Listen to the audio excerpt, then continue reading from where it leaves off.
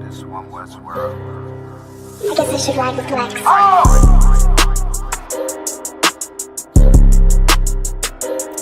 They talk about man. Oh, no. Yeah, it's about time, so no curses to our enemies. You can try to run where you going, it's your destiny. You gotta fall, never rise, that's the melody. What you get the wrong, then you get another legacy. If gotta do the shit, when I do it carefully. You can lose everything you own over jealousy. When I met her, I ain't never sweat her, I just let her breathe. See you down, keep my foot on you, that's not my pedigree. At your throat, I done took her oath, I pray I never leave. I'm a different guy, you're surprised, tucked in my sleeve. Boy, you fucking stupid, soldier seat for some bloody beef. True nation, cut the conversation, better keep it brief. It's about time, so no curses to our enemies. You can try to run where you going, it's your destiny. You gotta fall, never rise, that's the melody. What you get to witness, the beginning of a legacy. It's about time, send them curses to them enemies. You can try to run where you going, this your destiny. Fusion gotta fall, never rise, that's the melody. What you get to witness, the beginning of a legacy. It's about time, send them curses to them enemies. You can try to run where you going, this your destiny. Fusion gotta fall, never rise, that's the melody. What you get to witness, the beginning of a legacy.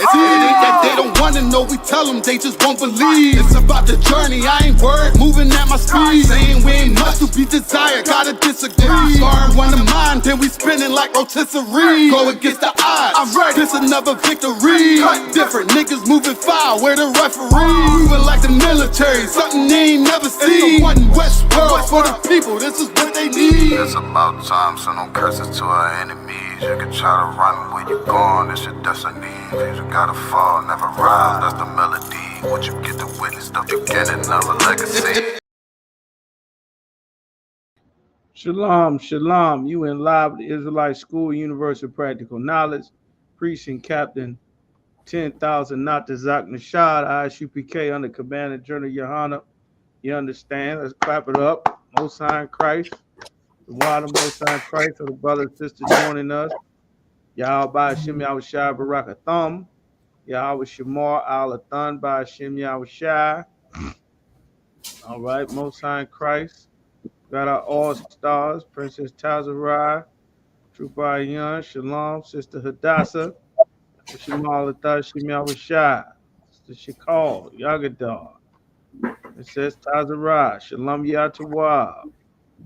Got the Tower Bob, Yahweh Shamar Al-Athan, Hashem Yahushua. All right. All right. So we continuing on from where we left last week. We went over reincarnation. We went over a number of things. We continuing the dangers of the oppressive culture. You understand?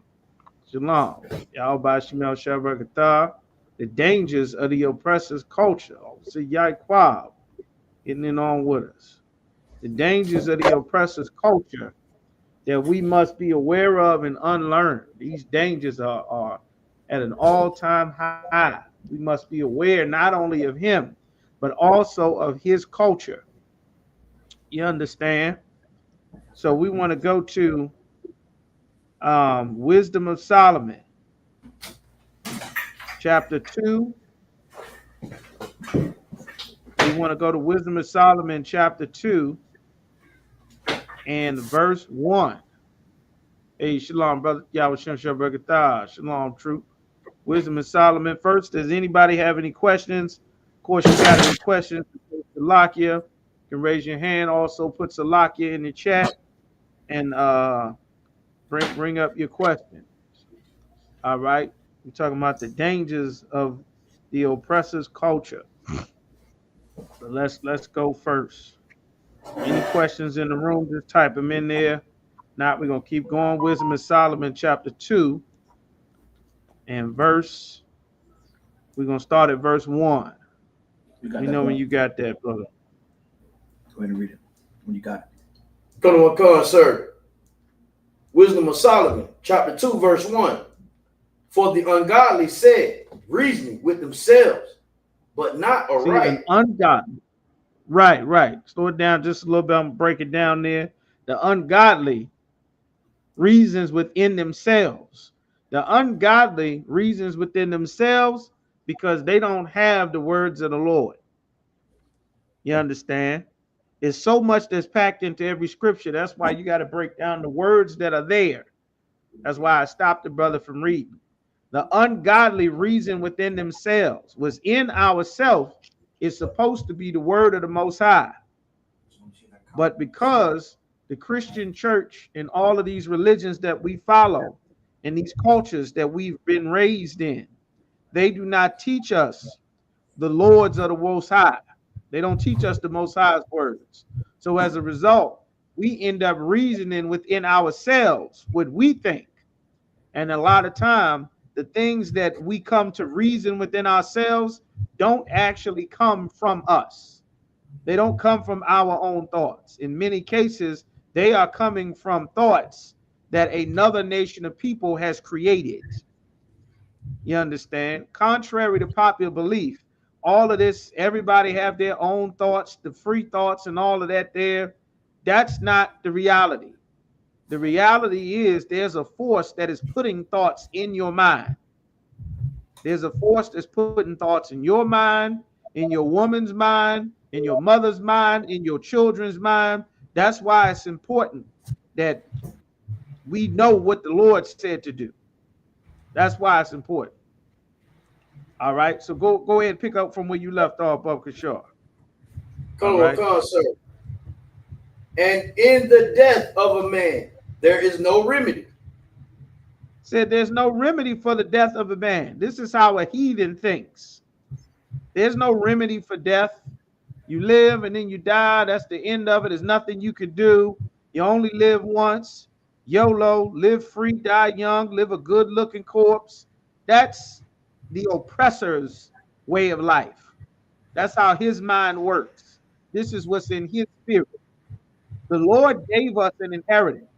The inheritance that the Lord gave us came from the Most High. At one point in time in the beginning, the Lord had an inheritance for sons of Adam. And Adam had a good son, and one of Adam's sons was a bastard, and his name was Cain.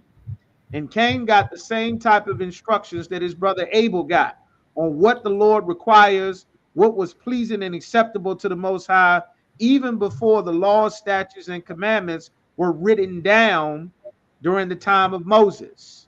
During the time of Moses, God had the Lord had Moses write down the commandments on tablets of stone. There were always more than 10 commandments. There were always more than 10.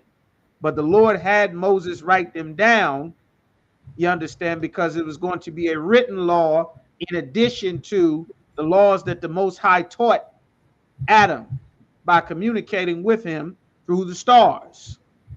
The heathen ended up getting the knowledge because Adam's son started to, let me not get ahead of myself. Let's just stay there. Keep going. Neither was there any man known to have returned from the grave. No man has ever returned from the grave. You only live once and then you die. Nobody comes back from the grave. Once you live, you die. We, of course, have adopted this mindset of live however you can, live free, die young, do whatever you want. And then, after your life is over, it's just over. We adopted that from the white man. That was never how we thought as a people. That's not how our ancestors thought. That's not how our forefathers thought. We inherited that way of thinking from the white man, who is the devil that the Bible speaks of. Right. That's not true. The oppressor is not spiritual. That's why they made religions to create some sort of spirituality for their people. They made religions, but they're not a spiritual people. We are the spiritual people because the essence of spirituality coming from the commandments that the Lord gave. The Lord taught us what to eat. That's true spirituality. That's why you have religions trying to tell you, don't eat the animal. because the animal is a sacred spirit and a deity because it gives life. You understand? Or we must worship the sun and the moon and the stars because without the sun, the crops won't grow. The animals won't live and survive. They were a based people. And they didn't understand life because they were not God's chosen people. All nations were supposed to follow us.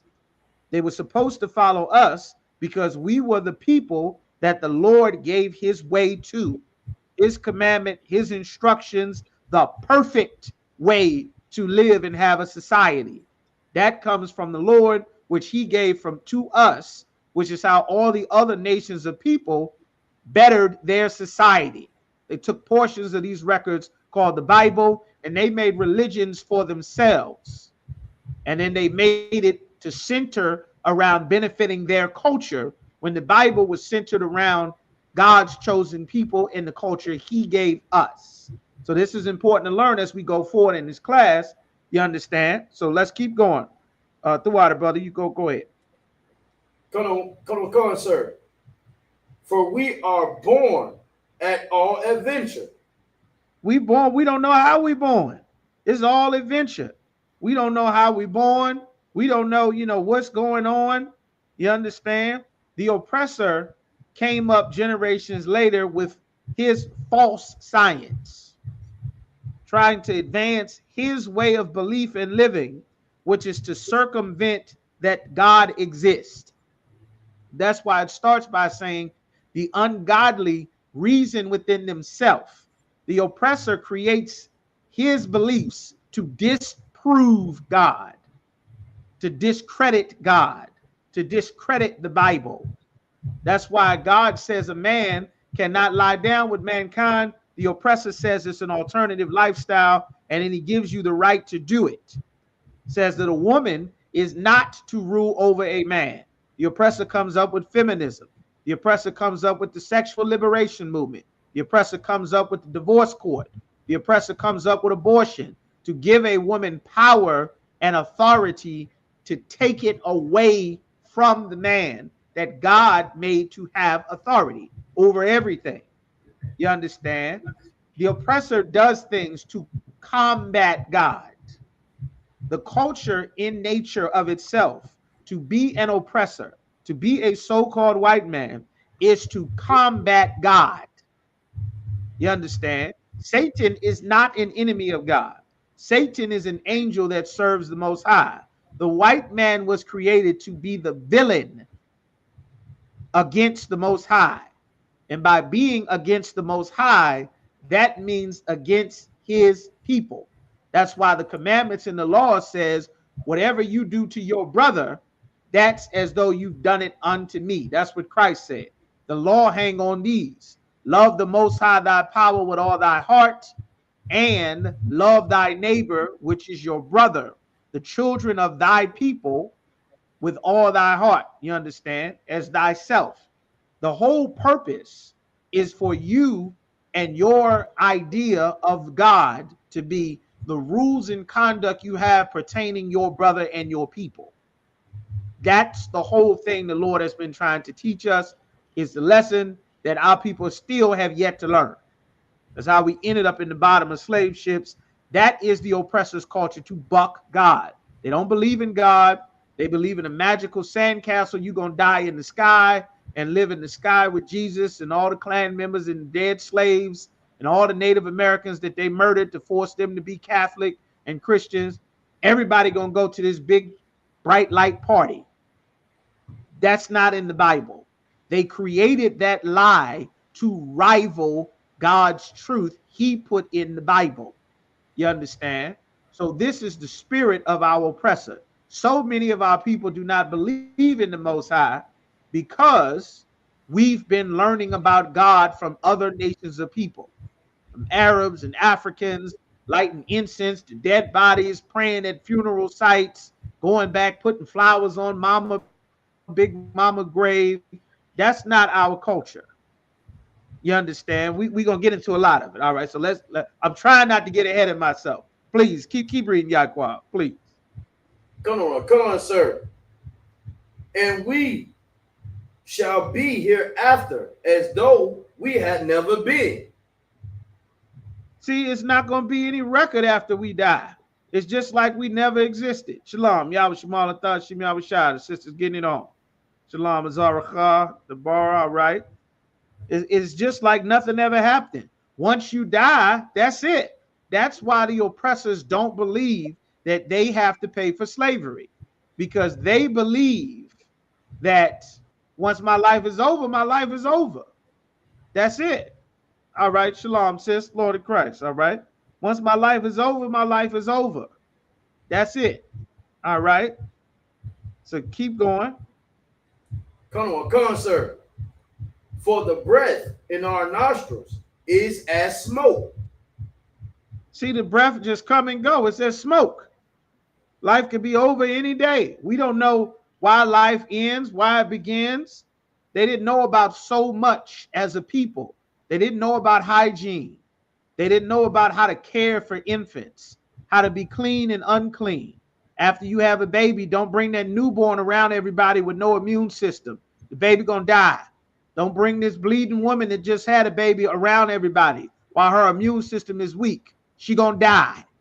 Don't bring sick people around everybody. Don't go into the house and everybody crowd in the spot where somebody's dead. You don't know why they died. They could be sick. You could catch it.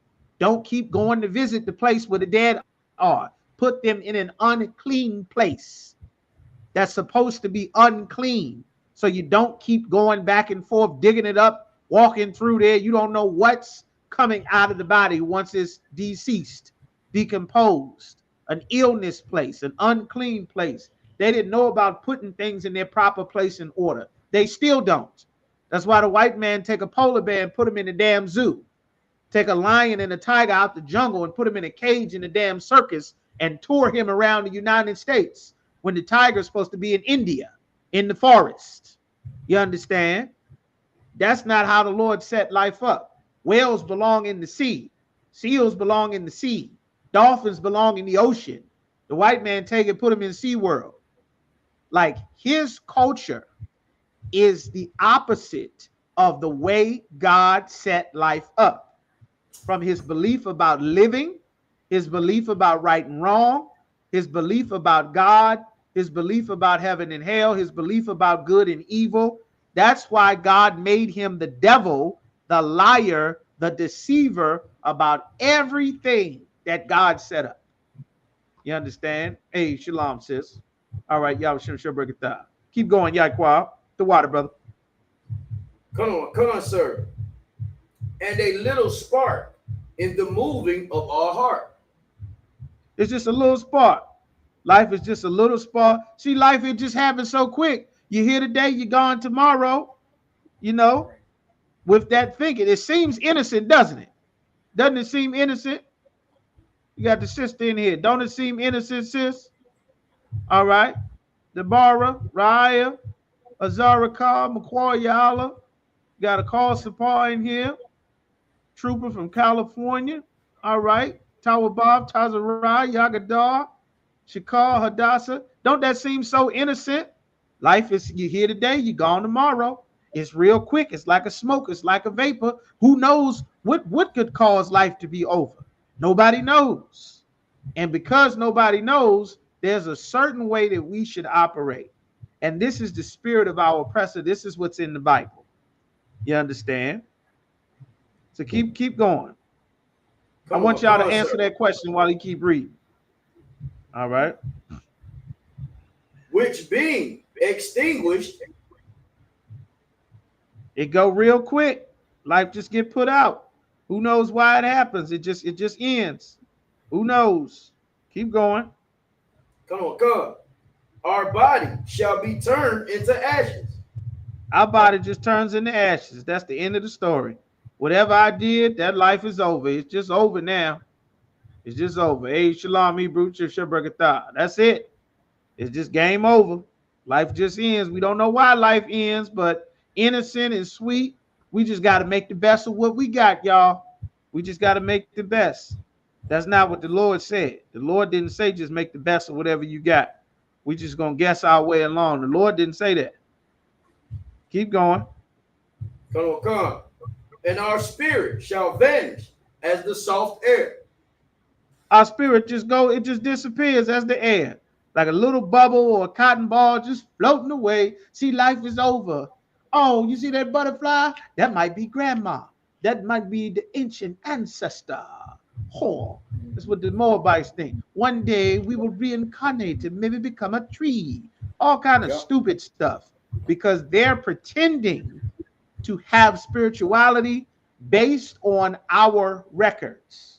Remember, after the flood, the entire planet was started over as the children of righteous men. Noah's sons, they had children. That's how the earth got repopulated. Noah had raised everybody. Nobody kept the culture that Noah kept after the flood. That's why the Lord told Abraham, get away from your family. I'm going to start over with you. In Genesis, the 12th chapter. The Tower of Babel, God gave everybody a different name, different language, and pushed them to different parts all across the world so that they could be separate. You understand? All right. So keep going. Come. All right. Shalom. Shabbat. And our name, come, sir. And our name shall be forgotten in time. See, that's it. Everything I did is over. Our name just gets forgotten. Never mind all the people we killed, all the villages we burned down, all the dope we sold, all the people we shot, all the kidnapping, all the hoeing, all the coke we snorted, the villages we burned down, everybody we robbed, we murdered, we stole. You understand?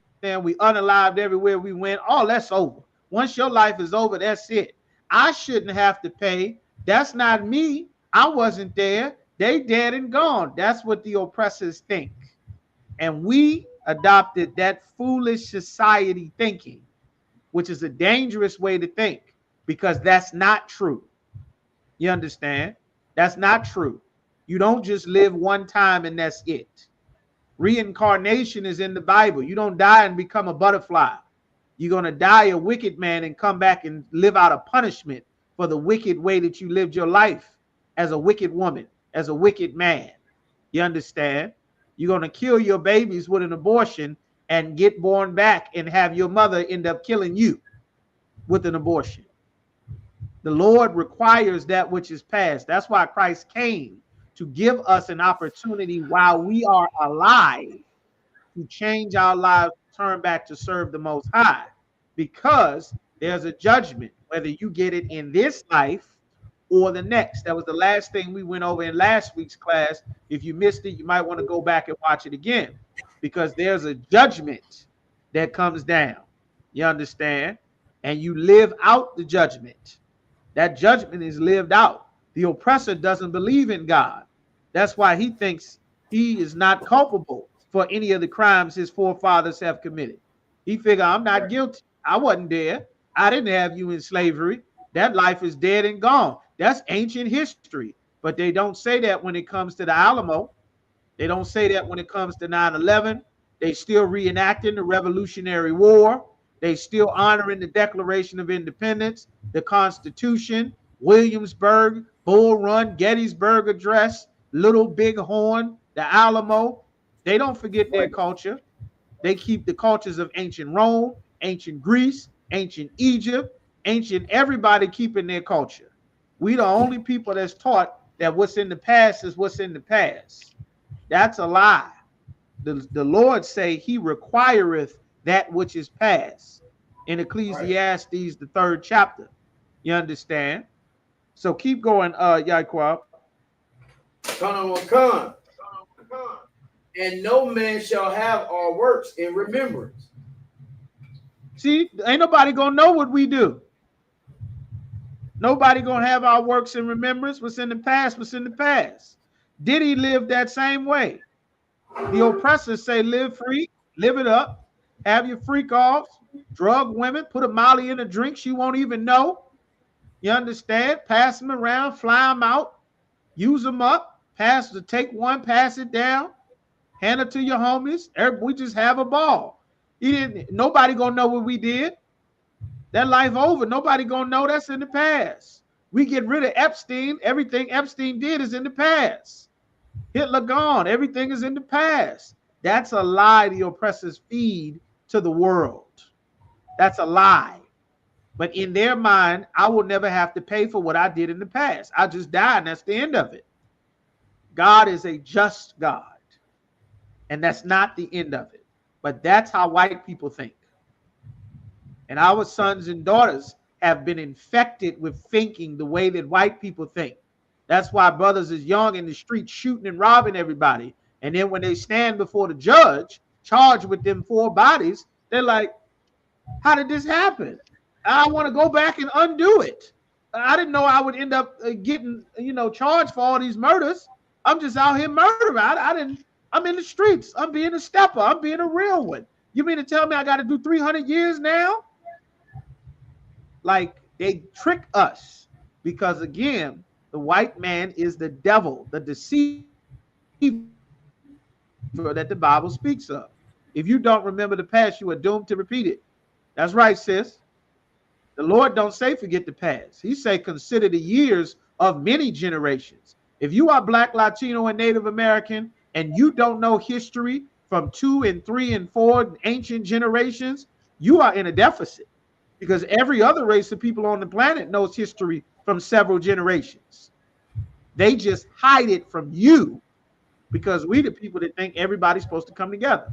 Sister Aya said something. She had a question. Why do we have discernment if our path or who we are destined by the Most High? I'm not sure what you mean, sis. You might need to explain that a little bit more. I'm not sure what you mean. There are a lot of titles and words that get thrown around because of the Christian church. Yes, you damn right, sis. It has to be more than this. They feed slaves that lie that you only live once. You young. Do whatever you want. Your body, your choice. Have sex with all the men you want, all the women you want. Live however you want. Smoke all the smoke you want. Drink all the drink you want. Live fast. Do whatever you please. That's a scam. That comes from the devil.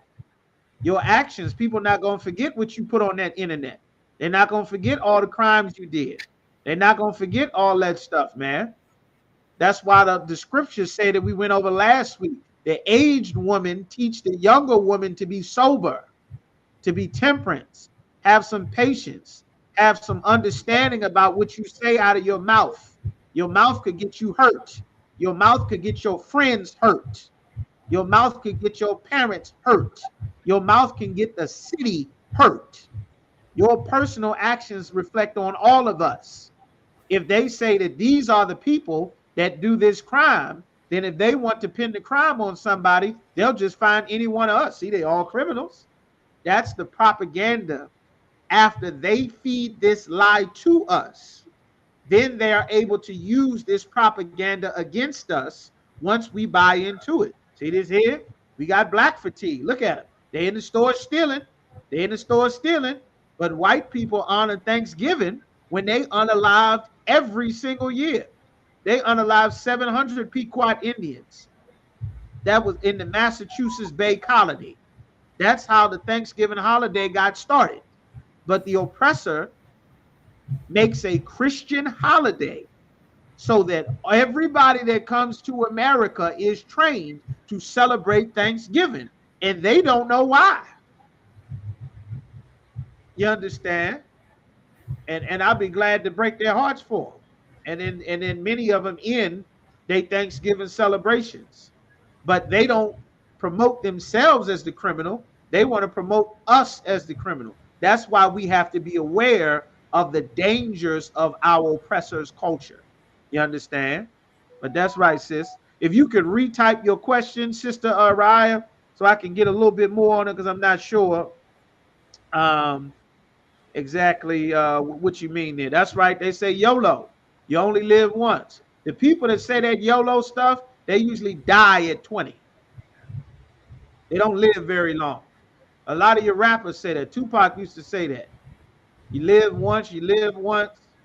Then he started to say, I'm gonna live forever. I'm gonna live forever. My music gonna live forever.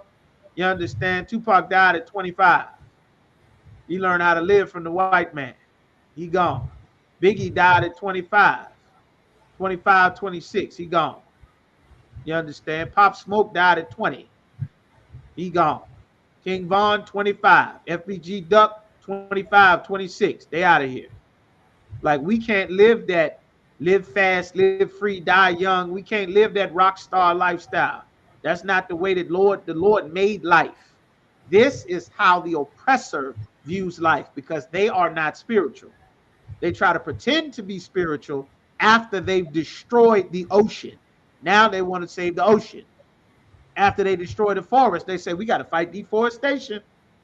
We got to put these animals on the endangered species list. My uncle and my granddaddy then damn near killed all of them. Now we got to have a conscience. Like, that's how the oppressor operates, man. Keep going, Yaquab.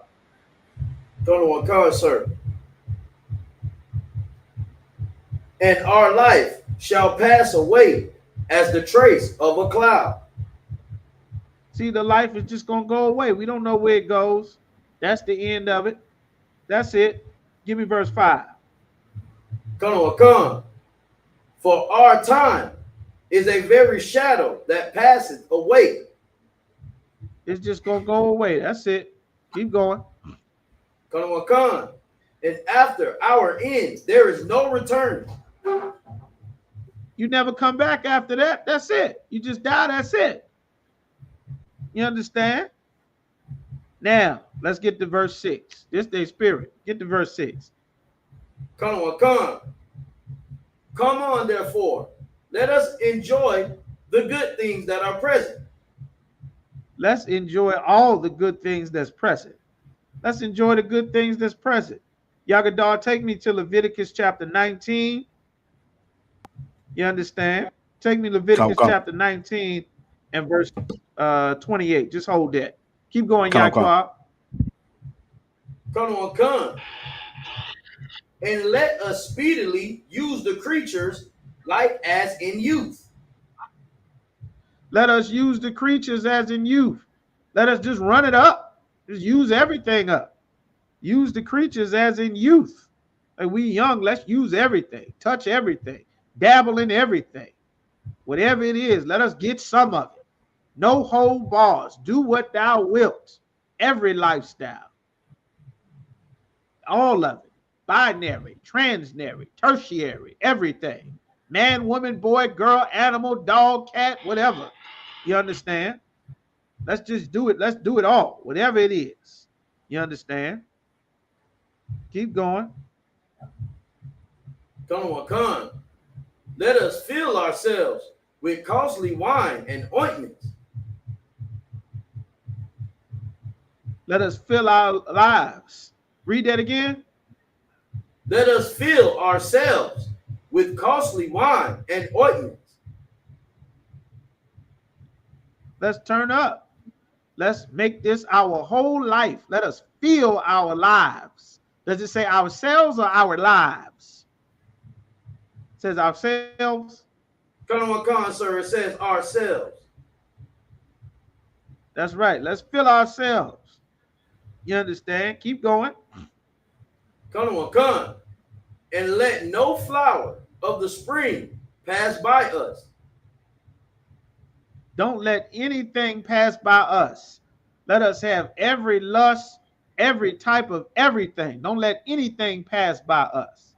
Boy, man, woman, girl, child, anything. Blackout drunk, pills, lines, powder, needles, coke, heroin. Let's let it all hang out, whatever it is. You understand? Let's go skydiving. Let's jump off a bridge. Let's go bungee jumping. Let's go streaking.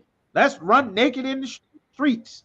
Let's do everything. Let's steal, rob, kill, bomb, unalive, kidnap, lie, cheat, steal, whatever it is, baby. Do it all. That's the oppressor's culture. You understand? That's not our culture. We were never like that. We inherited that culture because of Christianity. It failed to put up the things teaching us, saying that the white man, you understand, It failed to teach us that the white man is the devil, which is what God wanted us to learn. And instead, it taught us that the white man was God. And to be like him is to be close to God. His way is the right way. His belief is the right belief. His culture is the right culture. You understand? Keep going, Yaquab. Come. Let none of us go without his part of our voluptuousness. Let us fill our heart with all pleasures. Y'all read that letter that Commander General Hunter brought up on the radio show on Monday a couple of weeks ago, where Donald Trump was writing to Jeffrey Epstein for his birthday, saying, man, there's a pleasure greater than this pleasure that we normally have. I wonder what it is. This super secret, nasty, ultra billionaire pleasure. These little kids they molested, that ain't nothing. That's yesterday. That's millionaire play. We trying to get to the billionaire stuff. Let's hunt some people. Let's have the purge. Let's start a world war. Let's drop an atomic bomb. Let's snatch babies from their mothers. Let's put babies in dog cages. Let's deport 700 Guatemalan babies on a goddamn airplane to the tropics and just dump them off like you dump packing peanuts out of your package, trying to get to what you ordered. There's no conscience in the soul of our oppressor. They may pretend. Some of them might start to develop a conscience a little bit, and then they end up wigging out and going against their own people, burning their damn church up. You understand? They might start to try to develop a conscience, but the Lord told us that the oppressor is the devil. You understand? Envy thou not the oppressor, and choose none of his ways. You understand? Skip me down to verse 10. Come. Let us oppress the poor righteous man. Let us oppress the poor righteous man, like you see them doing on the news with our Latino brothers, our Haitian brothers. They didn't go to the neighborhood where all the gang members are with the switches and the Draco. They didn't go over there. They went to the house with Miss Mabel, and Earlene, and Shirley, and Kissy, and Niecy, and Renee in the middle of the night with all the kids sleeping in their boxes, in their drawers, preparing to go to work at 3 a.m. That's where they come down with the SWAT team, kicking the door with flashbangs, handcuffing and zip tying people in the middle of the night, talking about we looking for criminals, knowing damn well the criminals is on the other side of town that don't nobody want to go over there. They ain't arrest near, you understand? They ain't raiding no projects and snatched up 600 GDs.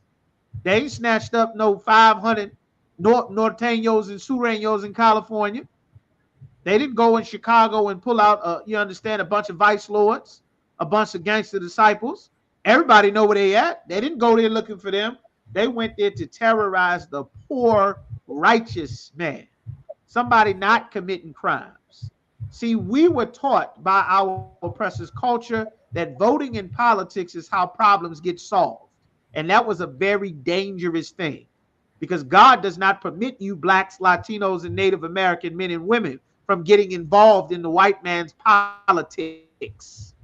You aren't allowed to vote for your leaders. You've been voting for mayor and aldermen and councilmen. We've been voting since what? The 60s, the 70s, the 80s?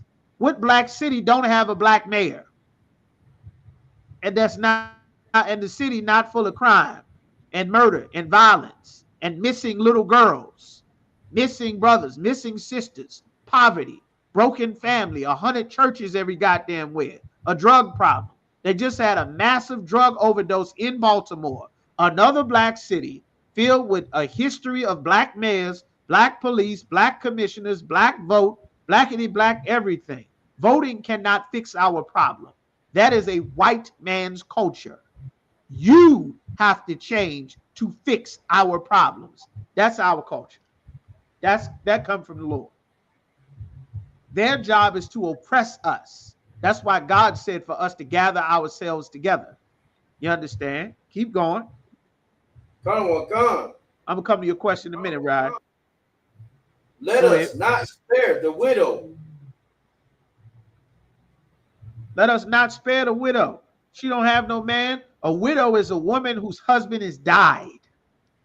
You understand? Is also a woman who is living her life without a husband in many cases. Like the life of a widow, if you are a woman raising children with no husband, you are living life as a widow because there's supposed to be a man that is the head over you, that is to govern and rule and protect and direct this house. But you are living life without that immediate protection on your day-to-day basis to filter your life through. That is a widow. Most of our sisters are living a widow's life. Most of our children are living the life of a mother with a mother that is living as a widow. That's the oppressor made that normal. That's not a normal life. That was never black culture. That was never Latino culture. It was never our culture to not have a man in charge of everything. Feminism specifically targeted our people with the women's liberation movement, which was not about doing what was best for women.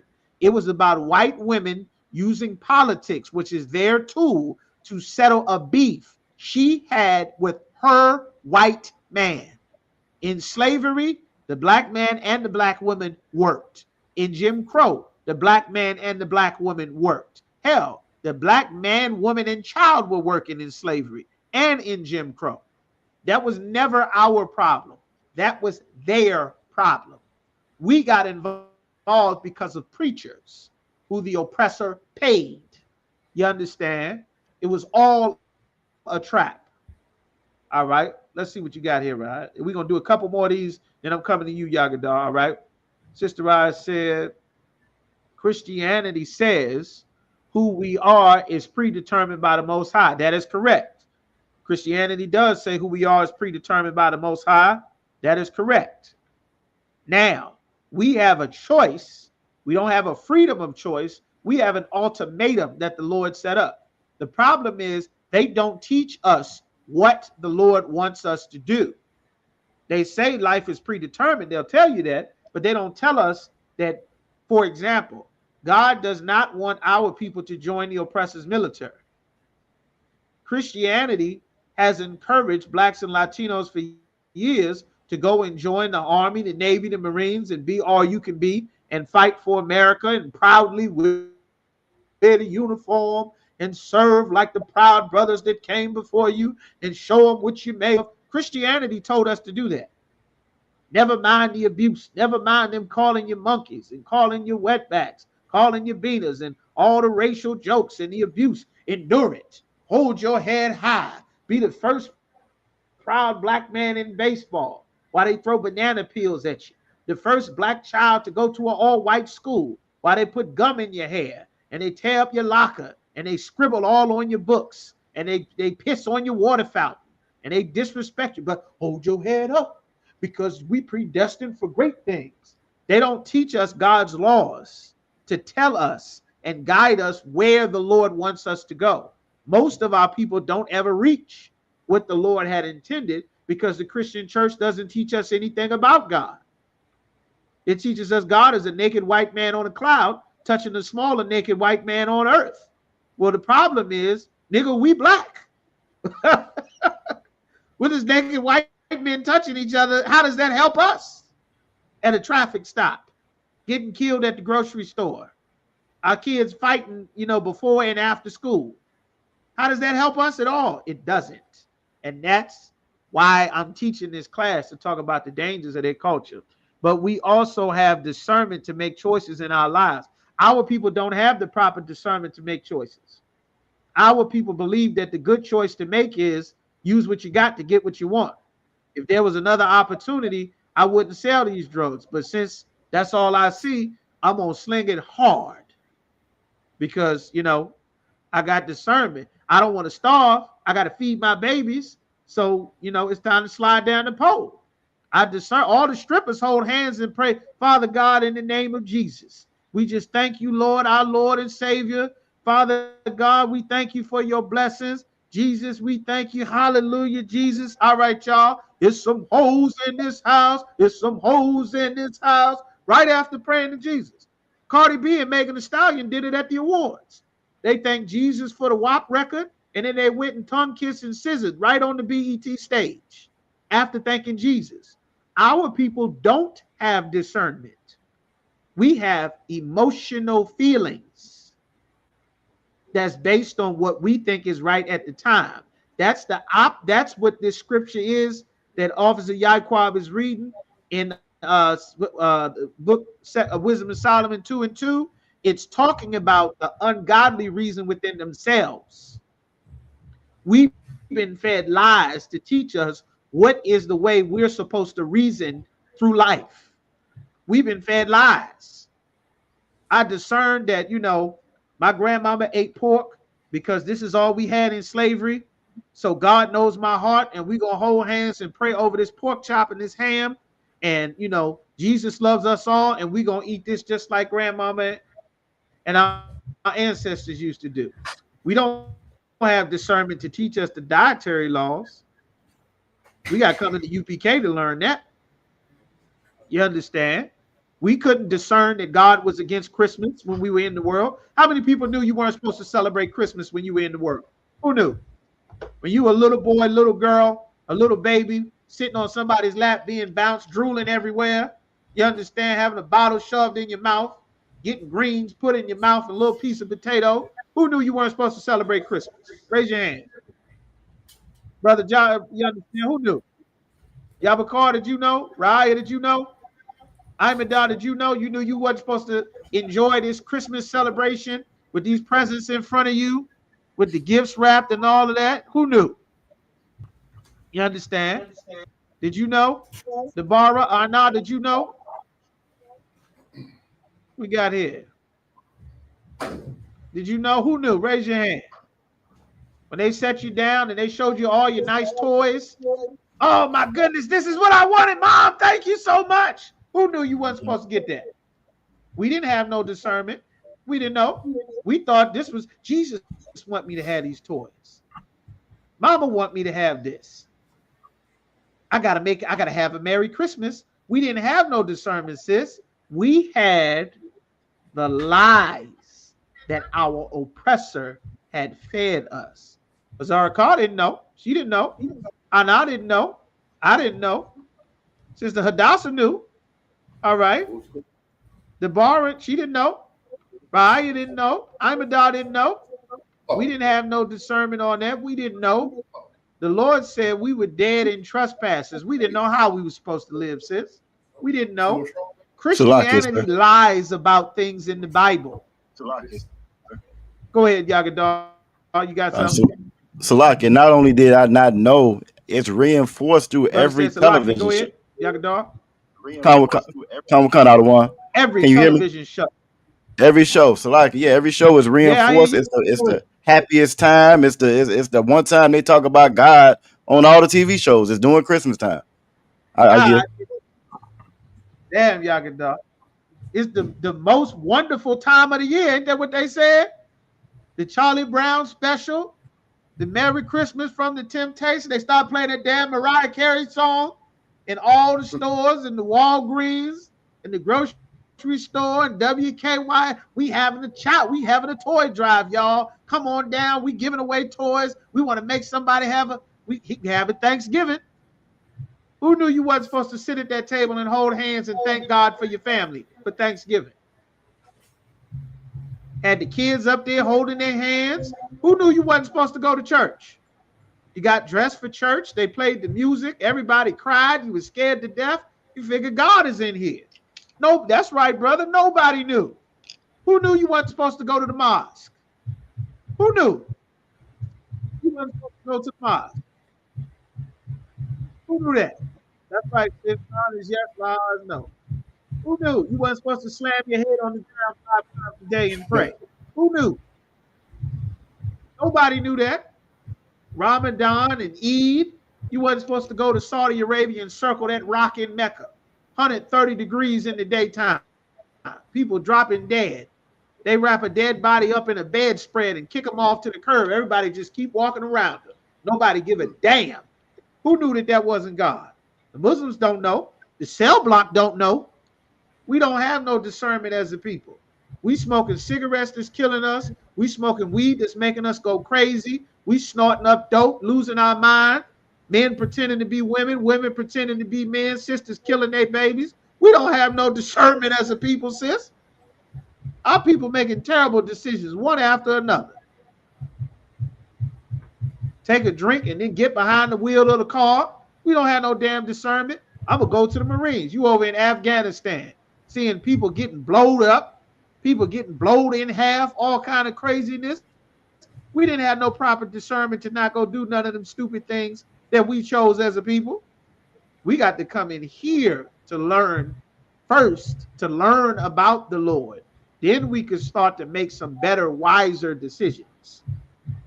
Our people buying cars they can't afford, living in houses they can't afford, houses getting repossessed, cars getting repossessed, going to school against that they can't get a job in, garnishing their wages, garnishing their social security, having sex with people they can't stand, getting divorced, end up paying for it the rest of their life. Our people don't have no discernment. We make one bad decision after another, sometimes 2, 3 at a time. The church lied to us. You understand? But that was a good point that you brought out. If God made me to be a teacher, why do I have the freedom to choose my own career?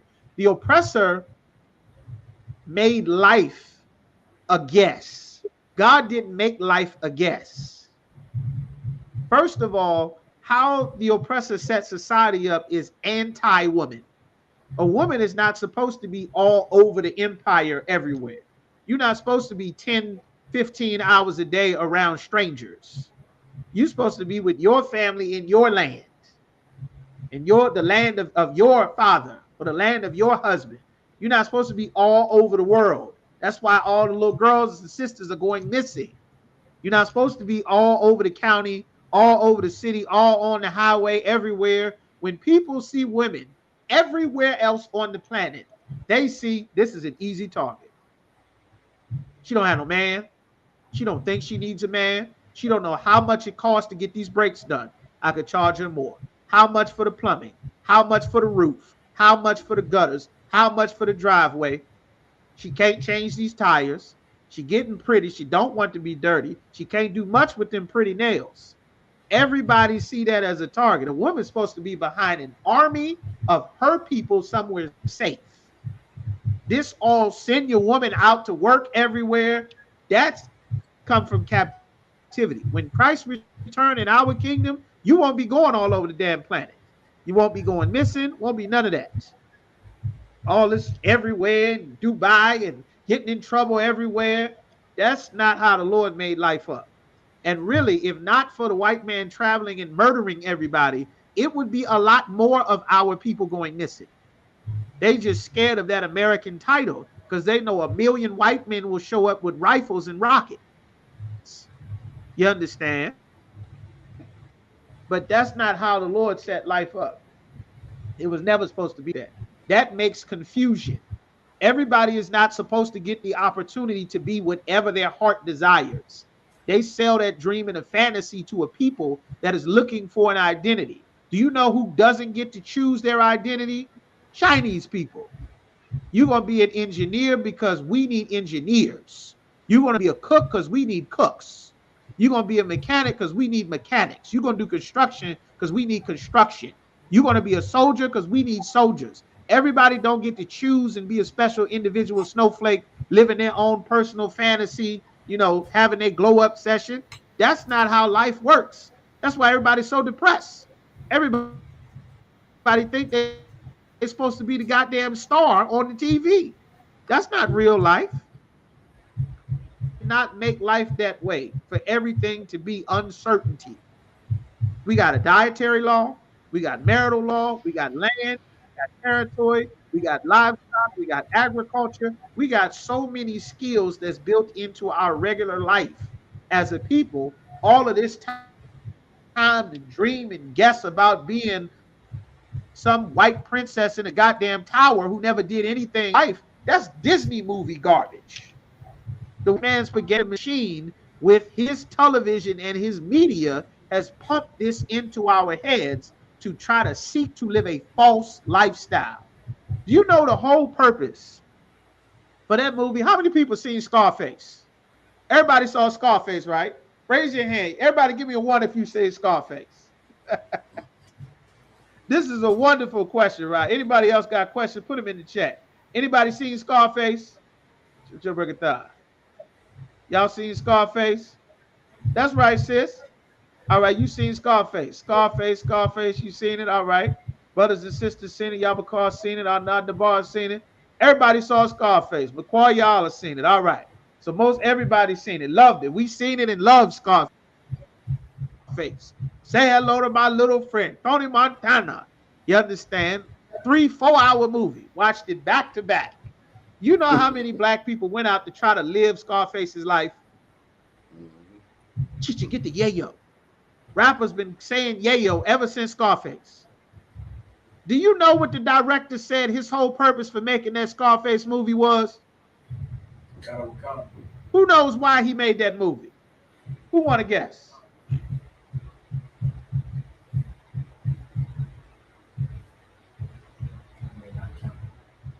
You'll never guess it. Based on how black people felt when we saw that damn movie, you'll never guess why he made that Scarface movie.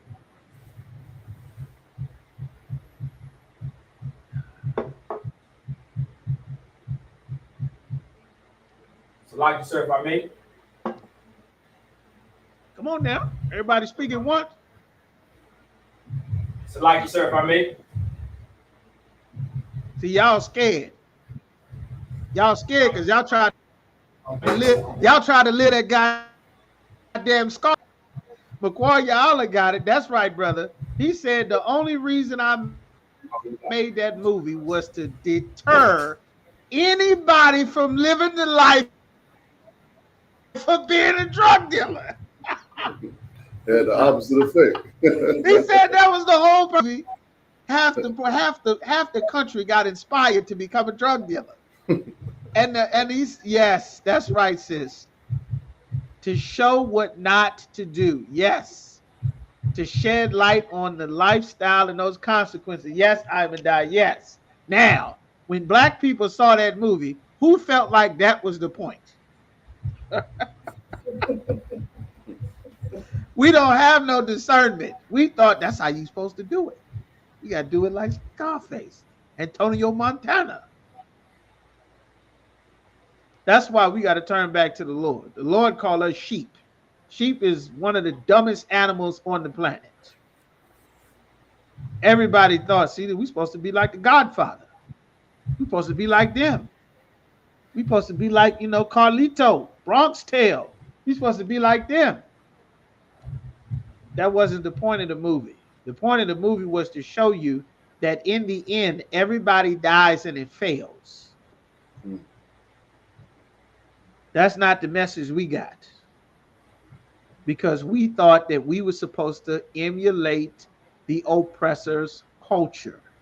And that's why we're talking about the dangers of the oppressor's culture. We're not supposed to emulate them. But we were never taught not to look up to white people. Because we've been taught Jesus is white, God is white, Mary is white, the angels are white, and being closer to being white is the best thing to getting close to God. You understand? But hey, listen, brothers and sisters, man, if you like what you hear, hit the subscribe button, man. Subscribe to this channel. And also, please go to ISUPK.com and pay your tithe. Drop me some cash so we can move around this planet like we need to, man, and do the things we need to do. They're one west. They're one west. They're one west. They're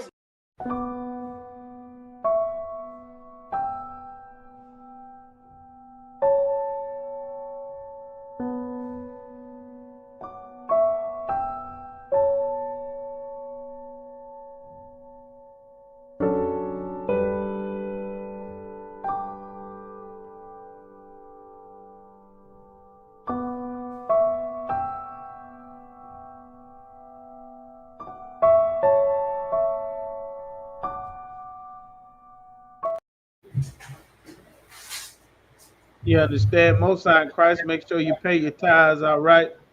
Everybody go to ISUPK.com, pay your tithes. Yes, we focus on the money and the power. Never mind the fact about Everyone died. His sister died. His best friend died. His boss died. He died. Everybody that was his friends, all of them died. Everybody died. Never mind all of that. He got to the money. He got to do it. Like, we missed the point. You understand?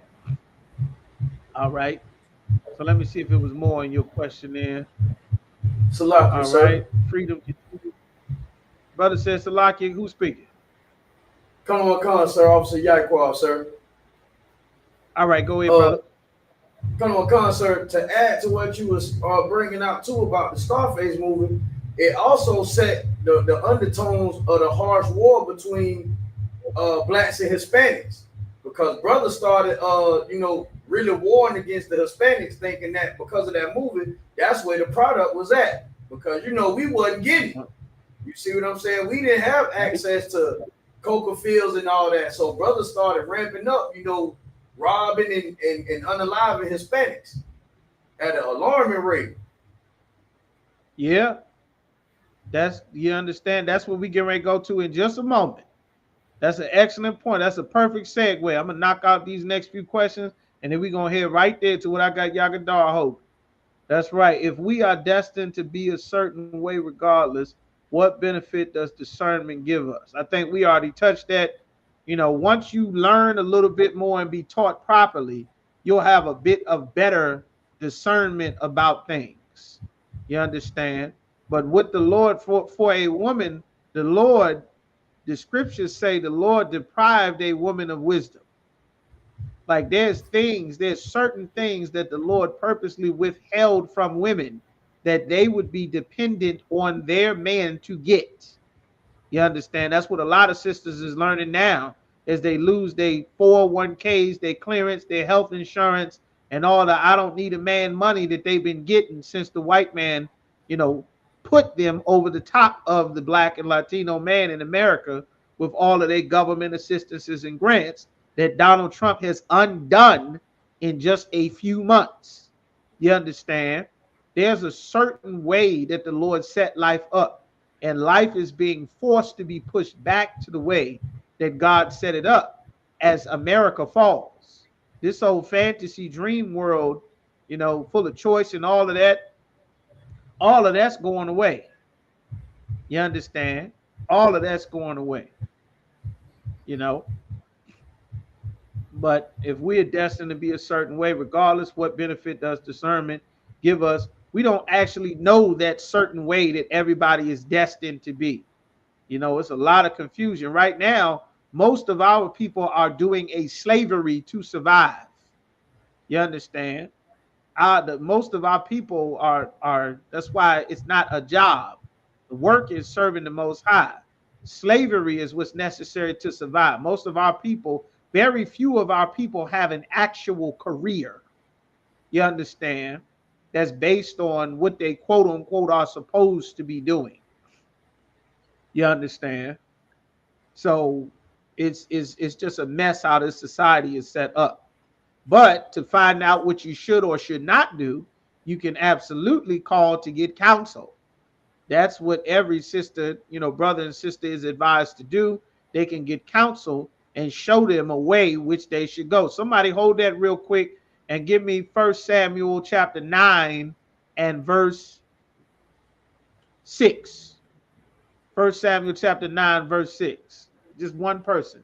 Pull that very quickly. That's a good question you asked. I think it was one or two more questions. I'm going to get them to in just a second. 1 Samuel 9 and 6. I got it out of one. All right. Yagadar, go ahead and get that real quick. Khan, this is 1 Samuel chapter 9, verse 6. And he said unto him. And this was the answer that he said. Our people have so many questions. And the questions that our people have, because everyone is masquerading themselves as a self-appointed leader and a religious spiritual guru, our people don't know who to properly go to get an answer from the Lord. That's why we make it clear in the UPK. If you are not in the ISUPK, you are not in the truth. You are not a man of God. The Lord does not authorize you to speak or lead our people on behalf of the Most High. You understand? We make it very clear in every video. Keep going. Behold now. Look. Keep going. There is in this city a man of the Most High. In this city, there's a man of the Lord. You understand? There's not a man of the Lord in every city. There's imams, there's pastors and preachers and evangelists, there's mayors, there's aldermen, there's officers, but there's not a man of the Lord in every city. There needs to be, but our people went and without discernment went to go become Muslims and Christians and Buddhists and Rastas and Crips and GDs. You understand? So instead of duplicating the spirit of the Lord, we ended up duplicating the spirit of our oppressor's culture. Keep going. And he is an honorable man. He's an honorable man. Keep going.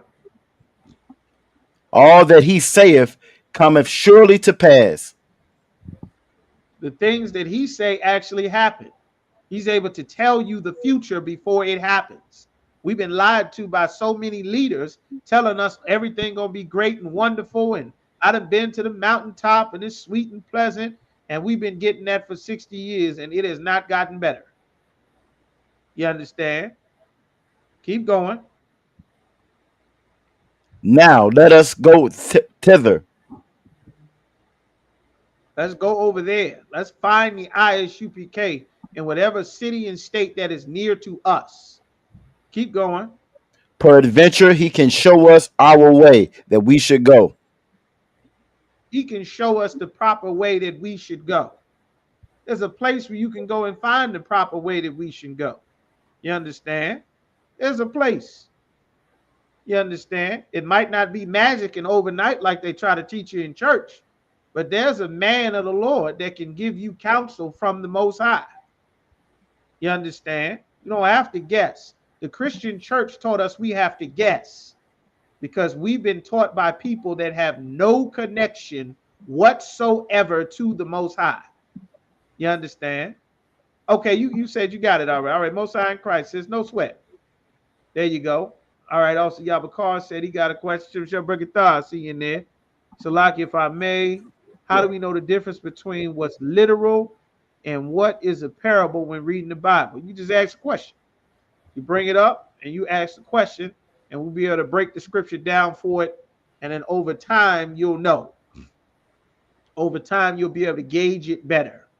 You just ask the question, just like everybody, just come to class. What's a parable? What's literal? You understand? That's all. Did you have a specific parable or something in there? A lot of the Bible is metaphors. You got to remember, a lot of the prophets were seeing visions of the future. So they could not describe the way that you would understand a dragon shooting fire from the sky would be what everyone could understand at the time, because the mythical creature of a dragon, everyone would understand. Today, if he saw a vision of what would be happening in 2025, that dragon bringing fire from the sky would be an attack chopper or C-130 shooting missiles, you understand, or dropping napalm out of a helicopter. That would be a dragon shooting fire from the sky. But in his day, there is no C-130 for him to equate to, so he would describe a vision as a dragon shooting fire from the sky. If you don't know, you would need a man of the Lord to interpret or break the scripture down for you to be able to tell you this is talking about missiles falling from the sky, something is flying and shooting fire. It's not an actual dragon. This is talking about an attack helicopter, a stealth fighter, a bomber, a fighter jet, something like that. You understand? That's an example. All right. Okay. But most of it is metaphors. Metaphors to farming, agriculture, things like that. A good percentage of the Bible is based around those because we are an agricultural and farming people. That was one of the major things that we did. That's why so many of the parables is talking about wheat and sowing and the field and harvest and corn. That's what we did as a people. So that's what we would recognize. All right. So we at 817. All right. Any more questions to shed light on this? Yes, that's right. All right. Okay. That's it. I think that's everybody's. Okay. Multi in Christ. All right. You good with that, Yabakar? You need some more. Con, the water, sir. Are you in the bar? No sweat. All right. So, Officer Yaquab, go back and read that last scripture you had, and then I'm going to come to you, Yagador. Which one was it?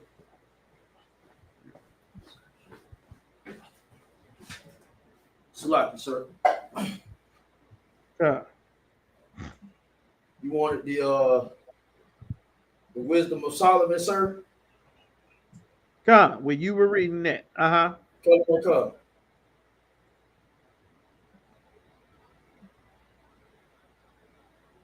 Wisdom of Solomon, chapter 2, verse 10. You want me to start from the top, sir? Just whatever the last scripture was you were reading. Start from the top, please. Come. Wisdom of Solomon, chapter 2, verse 10. Let us oppress the poor righteous man. Keep going. Let us not spare the widow. Don't spare the widow. Don't spare her. Don't consider what she needs. You understand? We want to oppress them. Make life harder for them. You understand? Don't make it easier. Don't help them. Let's crush them more while they're at a disadvantage. You understand? Like that's the heart of our oppressor. When our oppressors start to feel like blacks and Latinos are doing well, it hurts them. Yep. They have the wealth and the power. They have the billion-dollar economy. You understand? America very well could have continued doing business and giving billions of dollars to Israel, Afghanistan, Ukraine, Japan, and anywhere else at the drop of a dime. During COVID, they said we running out of money, government shutting down, COVID killing everybody. Then they started burning police stations across the country. Biden said, oh, look, we found a couple $1 billion under a pillow. Everybody get $1,200 checks. Y'all good? Y'all good? Everybody. $1,200 for everybody. Oh, we're going to do it again in 3 weeks. Y'all good? We're going to send another one out. Everybody good? All right. They could relieve the oppressed if they wanted to. They say, oh, it's the economy. Oh, it's business. Oh, it's that. President Lyndon B. Johnson said during a world war that there will be no inflation rates. And if you are a company that raises your prices due to inflation, while we in the middle of this war and this depression or whatever was going on at the time, you are going to be fined by the United States government and brought up on criminal charges. And guess what happened? It froze. Prices didn't go up. The gas didn't go up. The food didn't go up. They can do that whenever they see fit. They don't want to because they hate the poor. They hate the poor. You understand? Keep going. Gun, sir. Nor reverence the ancient gray hairs of the age. They don't care about the elderly either. The elderly, they taking their houses, taking their community, cutting off their Social Security, cutting their benefits. They don't care nothing about anybody because that's the oppressive society. When you see them out there marching and protesting, most of them are not marching and protesting because they're concerned about the welfare of our people. They're marching and protesting because they themselves are going to be affected. This is my gardener. These are the people that put the lettuce in my grocery store. This is the guy that paves my streets. These are the contractors that I pay thousands of dollars less to redo my basement and my deck. You're messing up my comfortable life. Don't think that the oppressor is willing to sacrifice himself and his life for his benefit, for his people, for you, for blacks and Latinos and Native Americans. All of those George Floyd protests were the oppressor upset about being forced to wear a mask and being forced to shelter in place because of the COVID mandated protocols. They put up curfews and told white people you couldn't go where you wanted to go freely. Can't go to Starbucks. That's what the protests were about. They didn't give a damn about black people. After the election happened, you didn't hear any more from Black Lives Matter. Wasn't no more protests. Nope. Police was steadily killing black people, killing black women, going to the wrong house, shooting people in their kitchen. Nobody gave a damn after that because the oppressor's culture is to play on your emotions. Yep. The UPK, we've been having these protests. We call them camp. That's how the Lord said to protest. We've been doing this since the 60s, before our people even felt anything was wrong. You understand? That's the way our people are supposed to operate. All right, give me verse 11. Come on, sir. Let our strength be the law of justice. Let whatever we have the power to do, that's justice. That's what ICE is doing. If I'm stronger than you and we got guns and you don't, we can just come beat you up and take who we want. Mm-hmm. This regular white men pretending to be ICE. They wear masks. They don't have to show no badge. The FBI got to show you a badge to say FBI. The ATF got to yell ATF, ATF when they kick in your door. The CIA is going to flash a badge. The sheriff is required to. Sheriff's Department. They got to tell you who the hell they are. They got to announce themselves. But I don't have to, because you're not a human being to me. You're a Mexican. You're a Haitian. You're a Guatemalan. You a black family in the projects. You're not a person.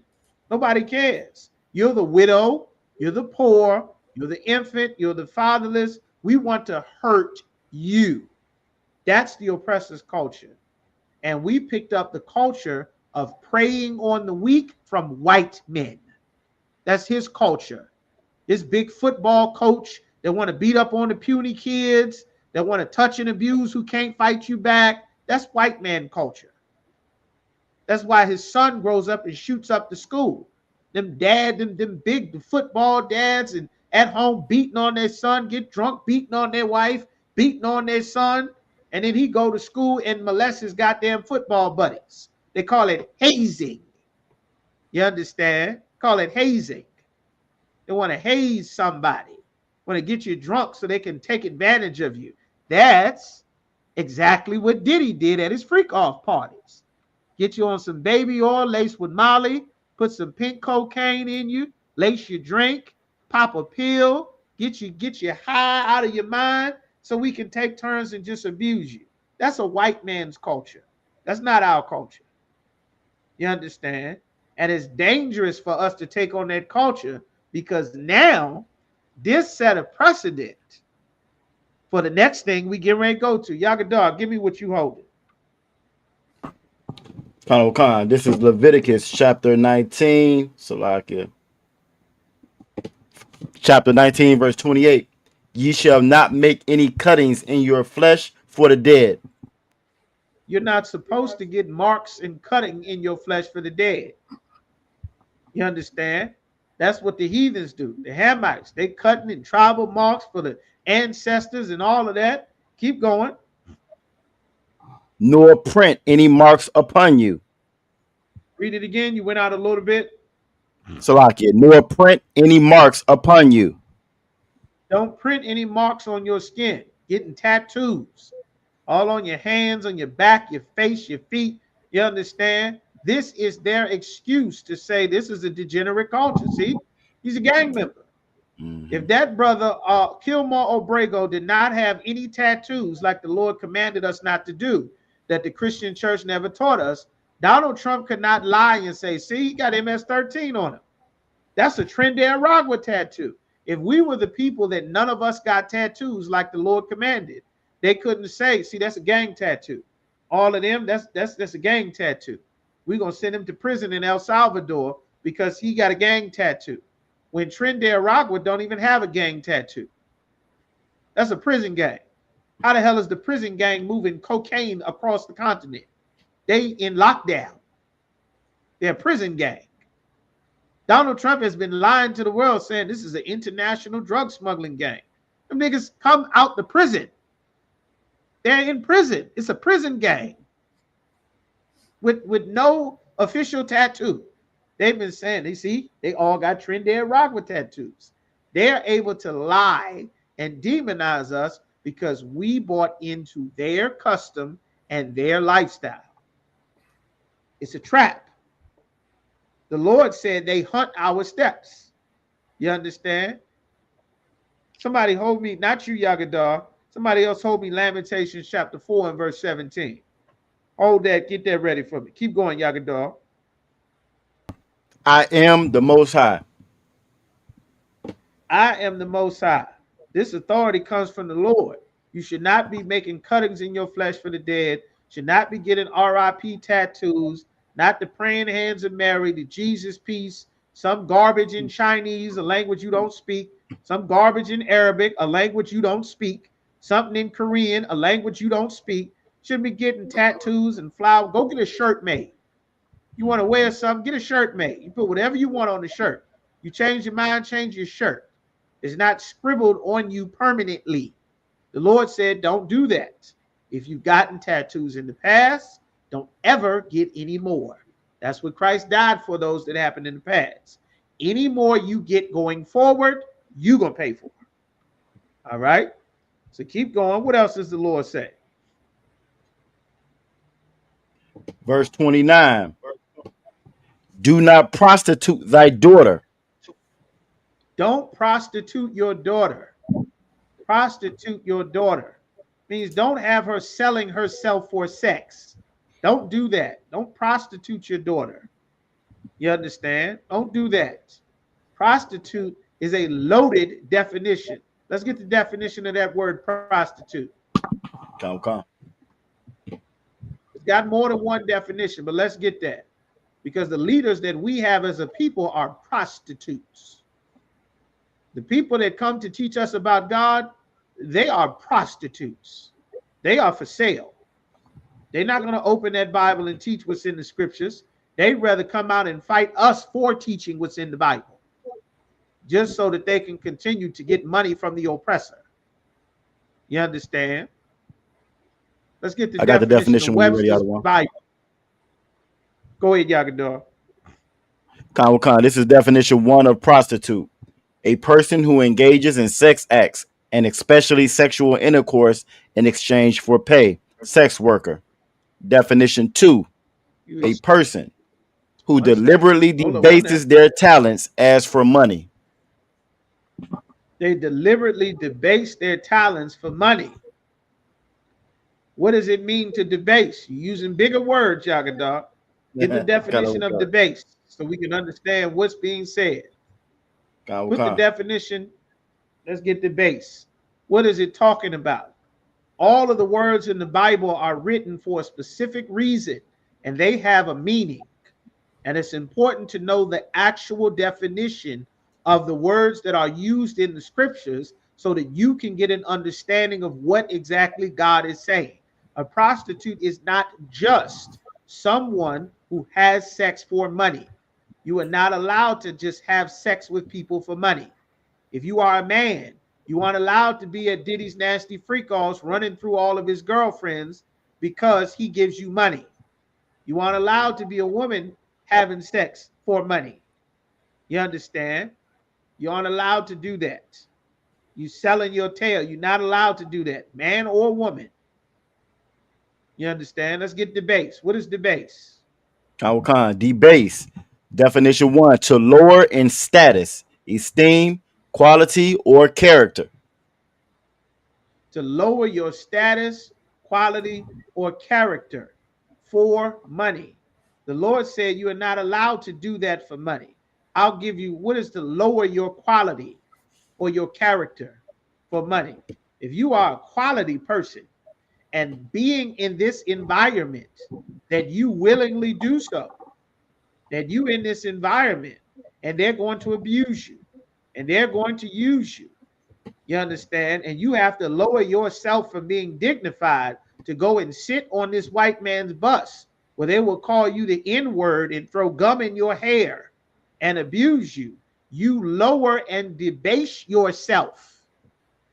You debase yourself, being called all kind of names and porch monkey and wetback and beater and jigaboo, so that you can wear the oppressor's Army and Navy Air Force uniform.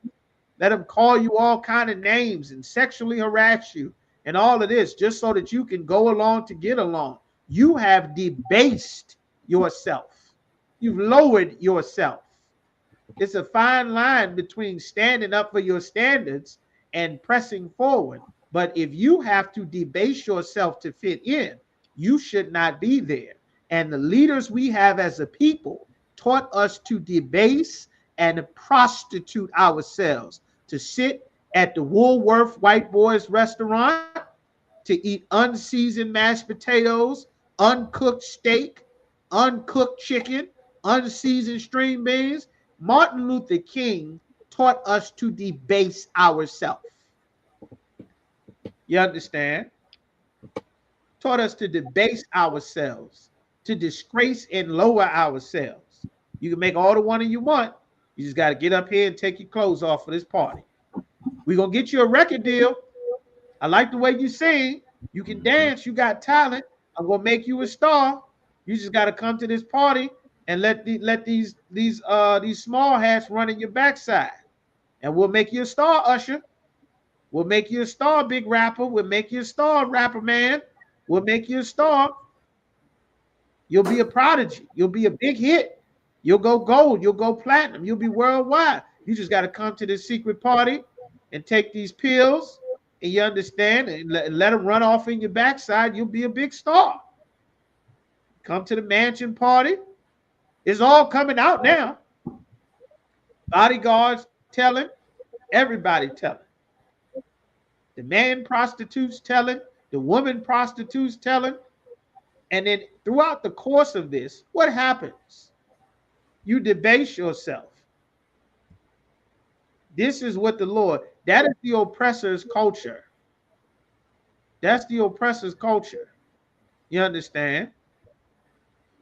The oppressor's culture is for him to debase himself, for him to put his woman naked on the street, naked on the TV screen.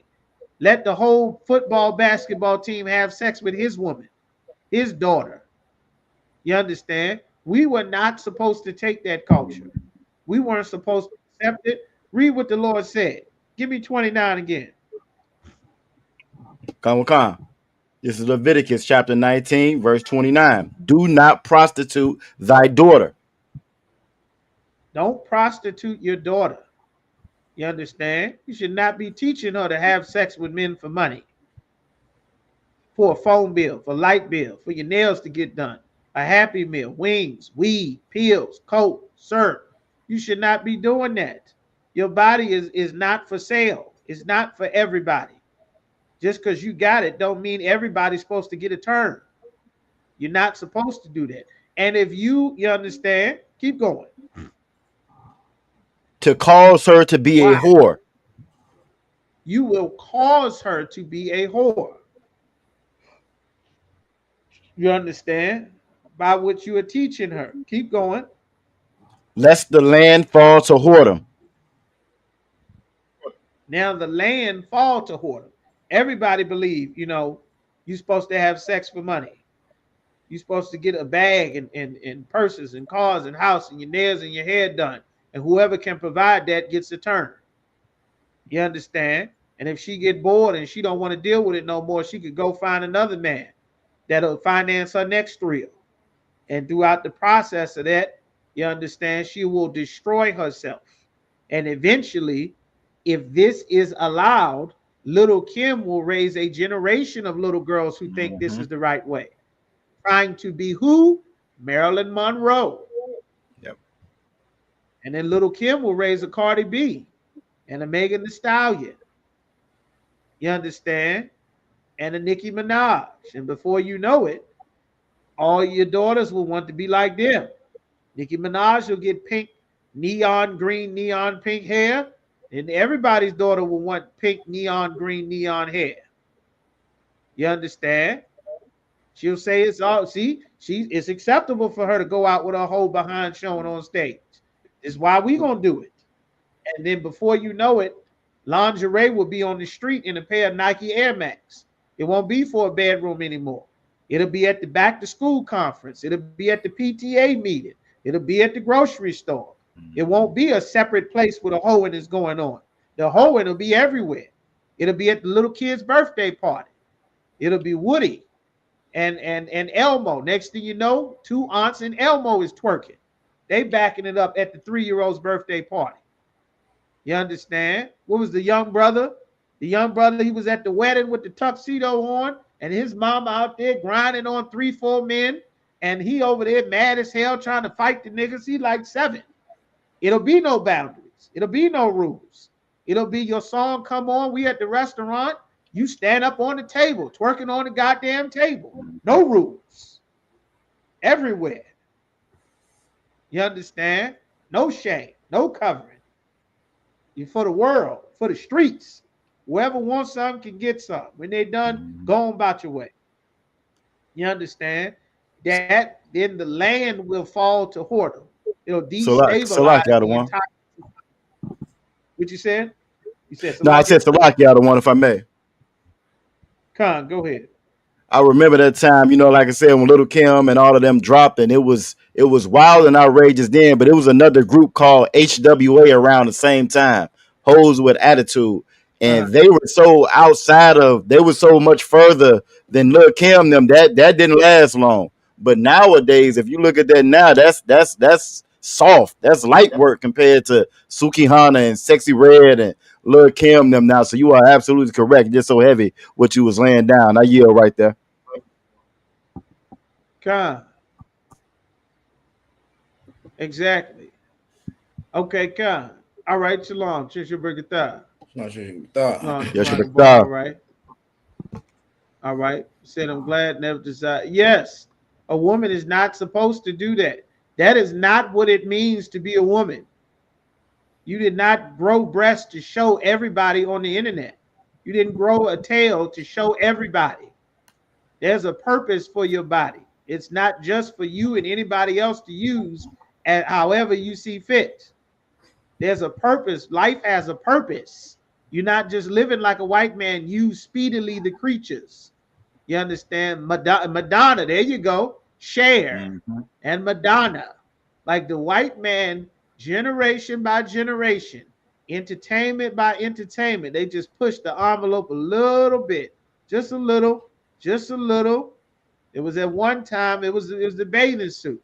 Then the white man came up and chopped the bathing suit up. Next thing you know, you're on the beach in a pair of drawers. Next thing you know, they done cut half the drawers out. Now you're on the beach in a bra. You understand? And a couple pieces of string. Your whole modesty gone. You understand? The whole value of a woman done decreased herself drastically because this is what the white man wanted. He doesn't really like women for the most part. He don't really like men and women, masculinity. He doesn't like the order that the Lord set up. He wants to change all of that. The Lord wanted man to be strong. He said man don't have to be strong. Some men can be in touch with their feminine side. Why does a man have to be full of power and muscle? And because he's not a strong man. He wants to weaken other men so that he can have a chance. He wants to tell you you can't have another wife, have another woman, because he having trouble getting women. Commander General Honor broke it down. He said Hugh Hefner and them wanted to create Playboy because he had rich white nerds that didn't know how to talk to a woman, didn't know how to attract a woman, didn't know how to deal with a woman. That's why. And then before you know it, he created a subculture of society pretending that he was all about women when really he hated women. He didn't want a woman to be tied to her man and have the proper use of a woman. He wanted to debase her and show her before the world so that she could use herself up and then snort and smoke herself to death after she regret hoeing herself out while she was young and didn't know any better. That's what the white man wants. And he got a religion to go along with it. It's called Christianity. But they get to use up the children. And nobody say nothing because it's a part of the religion. And everybody know, but everybody keep the secret, but nobody stops going to church. Like that's his culture. That's why there's dangers in following behind the oppressor's culture, man. That's what the Lord said. And it says the land fall to whoredom and be filled with wickedness. You know what comes along with prostitutes? Robbery. Hoes setting people up to rob you. Pimps. People that you understand, the pimp needs some easier game. This woman got all this knowledge. She gonna keep her own money. Well, now he got to start younger. He need teenagers that don't have any knowledge, so he can traffic them and move them around from hotels and place to place. That wickedness come with it. You understand? Then create a subculture. You understand? Before you know it, guess what else comes along with the wickedness? Drug dealers. You're gonna need to stay high to keep this lifestyle up, because your conscience is gonna eat away at you and all this evil that you're doing. Now you need drug dealers. You need pills. You need weed. The weed ain't gonna work. Now you need pills. Now you need powder. Now you need coke. Now you need Molly. Before you know it, you done become you done burned yourself out. You're a drug addict. Now you get pregnant. Whose baby is it? Hell, I don't know. You've been with everybody. Here comes Maury Povich. Maury gonna come and make a whole TV series out of how much hoeing you've been doing. Don't know who the father is. You are not the father. Now the whole world will see you debasing yourself on international television, and they'll say these the women you go and you throw these women away. See, they on the TV show. She done had sex with so many men, she don't know who the child's father is. And now before you know it, that becomes the reputation of our people. Then the whole land is filled with wickedness. Nobody think you got to keep anybody once you have sex with them. Having a baby don't mean you have a family no more. You can go off and leave and go be with somebody else. And then before you know it, one of these men might actually love you. And then you go break his heart, go be with somebody else, and guess what's going to happen? He's going to be sitting outside your job somewhere. He's going to be sitting at your house somewhere. He's going to be parked at your mama's somewhere. And your mama going to invite him to Thanksgiving dinner. And you going to show up with the new boyfriend. And you know what's going to happen? They're going to get to shooting at each other. And you and him going to end up getting killed. Or the father of your children and your new boyfriend going to end up getting killed. This happens every single Thanksgiving, every Christmas, every Easter, every 4th of July, every Labor Day weekend. This always happens. Right. They teach women run off stage and rolling on the floor like they surprised. Yes. Then what else happens? What happens to the kids? Now the kids is growing up.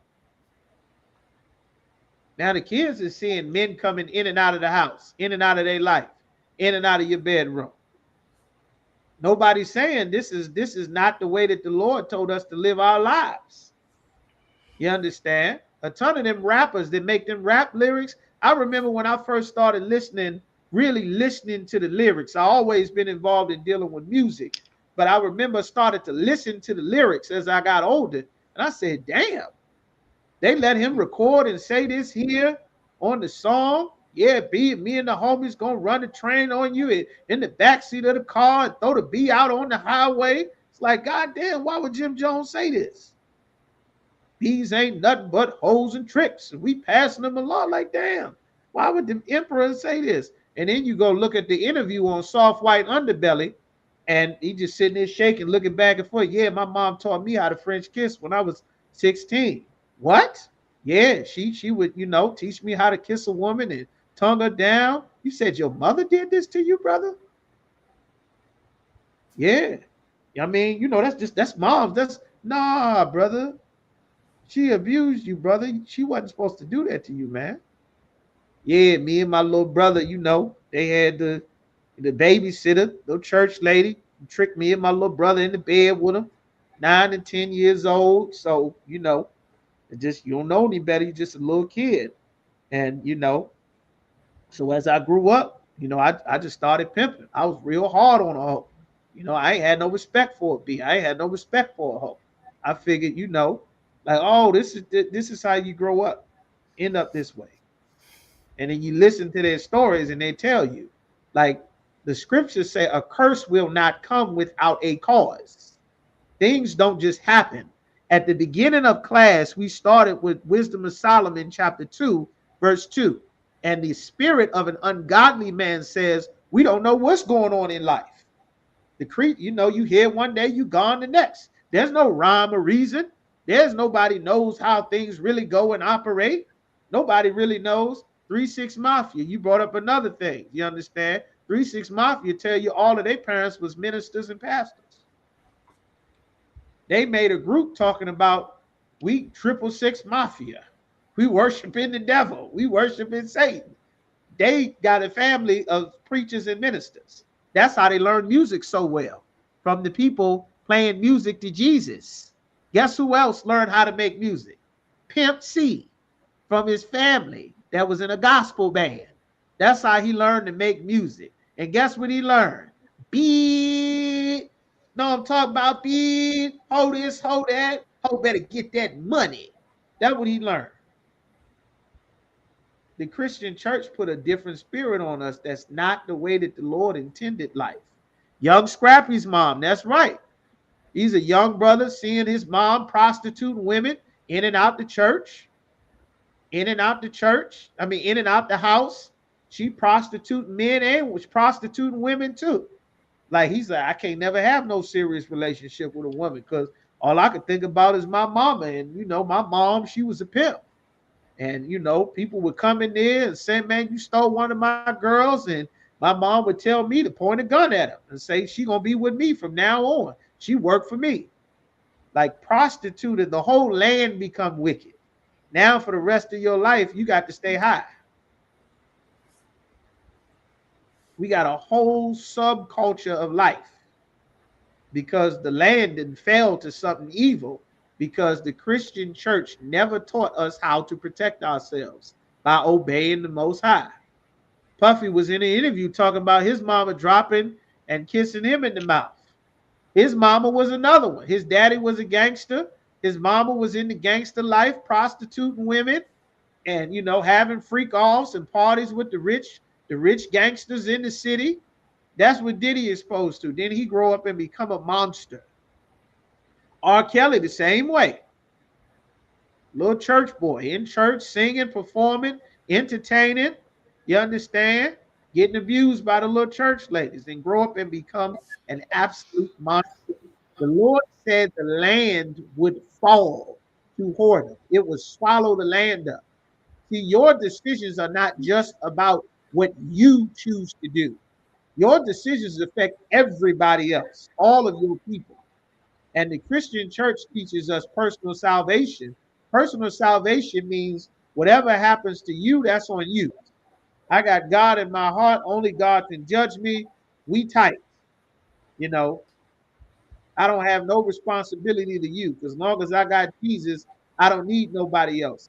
That's not in the Bible. You understand? That's not in the Bible. That's a lie. You understand?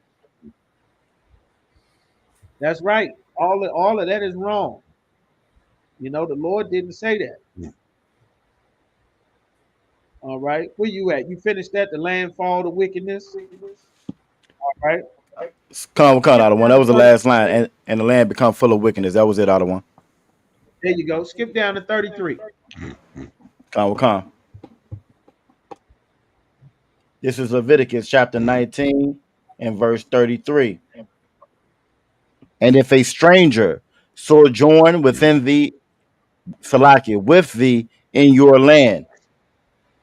If a stranger, someone that is not born from where you are, a stranger, one of your brothers, a Mexican, a Venezuelan, a Dominican, a Puerto Rican, a Haitian, if he comes through your land, where it's mainly black people, or if you go through their land, if you in Puerto Rico and it's mainly the tribe of Ephraim, he's not from there.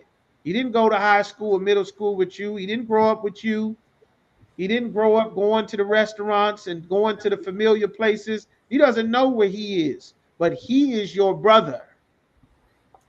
Just because he got a different language, a different accent, that's because of slavery. Those Latinos are our brothers. Those Native Americans are our brothers. Those Mexicans and Haitians, and Dominicans and Cubans. We make up the lost 12 tribes of the nation of Israel. That's our people. And we have rules about how we are supposed to treat our people. When the Irish white man came from Europe, the white man in America abused and neglected him. And do you know what they did? They formed the Irish Mafia. When the white man from Italy came, the white man in America abused and neglected him. And you know what they did? They formed the Italian Mafia. You are not supposed to abuse and neglect your brother, the children of your people. That is a white man's culture. You know how the white man stopped all the crime with the mafias, with the Irish and the Italians? He gave them legitimate pieces of the empire, gave them the police force, gave them the fire department, gave them the sanitation department. You understand? Public works department. He let them become a part of his empire, and that drastically decreased the crime. After, of course, they all started selling drugs and killing each other and telling on each other, then it went away. They didn't have no need because they weren't starving to death. You understand? Keep going. Ye shall not vex him. Don't vex him. Don't make his life difficult. You understand? Don't make his life difficult. Don't, a ton of brothers, especially the tribe of Judah, would always go and mess with the Latinos. They didn't speak English. Many of them were light skinned. Many of them had a different language. They ate different food. And the work that they did, because the oppressor would not let them have bank accounts, they would get paid in cash. And because they got paid in cash, Judites were notoriously robbing Latinos, beating them up and stealing their cash. And they like to get drunk, very, very drunk, because they're filled with depression, being vexed because they are a stranger in a new land. You're supposed to make sure your brother is not vexed because he's a stranger in your land. You understand? This is the law. They don't teach you about this in the Bible. When you're a young black child and you move into a new neighborhood, how does the neighborhood treat you? Do they say, come on and play with us? Yaquab, Yabakar, Shemagabar, Yagadar. Who here has been black for a little while? How long y'all been black? Sir. Here's a they welcome you. Hey, come play with us. Come play football with us. You get a welcome. That's what they do. Everybody get a welcome into the neighborhood. They say, come on, ride bikes with us. Come to the basketball court with us. They welcome you in the neighborhood, right? Nah, huh? Time. They don't welcome you. They don't welcome you in the neighborhood. They don't. Nah. What happened? Yeah, how you get introduced to the neighborhood? What happened? So, you don't know nobody there because you a stranger on the set. What happened? Salakia, sir. Go ahead, Yagador. I stay moving and I stay fighting all the time as a result of it, all the one. Uh-huh. You new man on the tier. You new man in the pod. Middle school, high school, elementary school. Maybe that's just because of where you were. How was Shemagabar? They welcome you in there. They say, hey, come be our buddy. Come be our friend. Come ride bikes with us. That's how it go. Nah. That's how it is. Yabakar said, la. What you typing in for? Yabakar, what's the experience? How does it go, brother? Let's break it down. How does it go? La, sir, you get in a few fights. You getting a few fights, huh? Yeah. They treat you. Salaki, sir. Go ahead, Shemagabar. Shemagabar had a better experience than the rest of us. How does it go, brother? You know, unless you a part of some recreational team and they know you for sports, whatever the case may be, you might get a little pass. But besides that, nah, you gonna get bullied. You gonna have to prove yourself. You gotta fight somebody, shoot your 30 with somebody. Yeah. What about the sisters? Sisters, did y'all get welcome? Y'all moved to the new school, to the new neighborhood. They welcomed you. It was like, hey, how you doing? Come on with us. We over here. We having a good time. Come sit down. Come eat with us. That's how it was. We all black, we all Puerto Rican, we all Mexican. This is where we hang out, y'all. Come on. What you said? My last name has always spoken for me. Okay. Sounds like a cryptic message. Okay. That's not a straight answer, Imadot. You give me old project answer. One of the My Escobars. last name says I shoot people. That's why. That's very cryptic, sister. Salakia. La no. You didn't get welcomed in the neighborhood. They want to know what set you claim. Who do you know around here? Why you got on them shoes? Why your hair like that? Who you with? What you know? What you about? Is that your lunch? Is that your shoes? Where you gonna sit? You were welcome. There you go. You understand? You had to fight somebody. You might have to cut somebody. You might have to fight a couple people. You understand? Before they get a little lesson about who they're dealing with. No, they treat you like you a new prisoner on the goddamn tier. And that is against God's commandments. Why does that happen? You know why that happens? Because we were raised Christians and Muslims. Right. That's why that happens. They make fun of your hair, make fun of your shoes. Either you bummy or you too fly. They might try to steal your shoes. Might try to steal your hat. Might try to steal your coat. Remember the starter jackets, the Pellies, the Eddie Bowers, the First Down, the North Face, the Jordans. You understand? You damn near have to stab or shoot somebody to go home with the stuff you went to school with. Got pipes in your book bag, knives in your pockets, might have a piece in your locker. It was treacherous. That's because we were taught the oppressor's culture. We weren't taught how our culture is supposed to be. Our culture is supposed to be the way it is in the school. We gotta make sure, you know, this is a brother. Who's your father? Are you black, Latino, or Native American? Okay, you one of us. Let's make sure you ain't got no knife. You can't bring this knife in here, brother. You ain't got no gun in your purse, sis. What you got in here? We're gonna get this back to you after the class. Shamar gonna hold on to this. After that, all right, Shalom. You in here now, brother. Go ahead, sit down. Sit down, brother. All right, sis. Sit right this way. All right. You're treated like one of us. That's how it's supposed to be. But we don't treat each other like you're one of us. We treat each other like this is an enemy. Like we in prison. You understand? Can I rob her? Can I steal this from her? Can we make fun of them? How much can we mess with them until they punch us in the face? How far can we push them? Like the Lord said, do not do that to your brother or your sister. That make the Lord angry. You'll have your city filled with violence because you're rude and you're evil and you're cruel to your brother, your sister. You can't walk in the street lighting no goddamn candle trying to stop violence in the city. If your evil kids go to school and cuss each other out and make fun of each other, the Lord will never protect your city. Everybody's going to go missing. If your rude, no manners having daughters make everybody feel unwelcome everywhere they go because you have no manners to teach them how to talk to people decently and civilly, it'll always be filled with violence and hatred and jealousy and pain and strife and depression. That is because we learned Christianity that has nice words about God and not actual substance and rules that he gave us. Keep reading. Verse 34. But the stranger that dwelleth with you shall be unto you as one born among you. You're supposed to treat the brother that lives with you. He's where you are. He's one of us.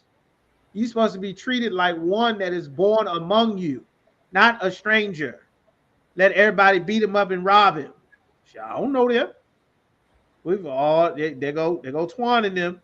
Twan always starting some trouble. I don't give a damn where you going. Wherever Twan is bringing some trouble. They go Twan. There they go. He don't even know. He over there, he walking right past him. They about to get it, watch. They about to get it, watch. Hey, where you from, blood? Where you from, cuz? Me? Oh, I just moved in there. Boom! They done took off on him. Oh, he just stole one of them back. Uh-oh, it's on now. That's usually how I jump off. And you mess around. That's how I jump off. Like, we're not supposed to treat each other that way. I was good until I went to public school. Yeah. Sisters treacherous. They're very cruel to each other. You understand? Very cruel. You understand? In public school, middle, elementary school, high school, it's not supposed to be like that.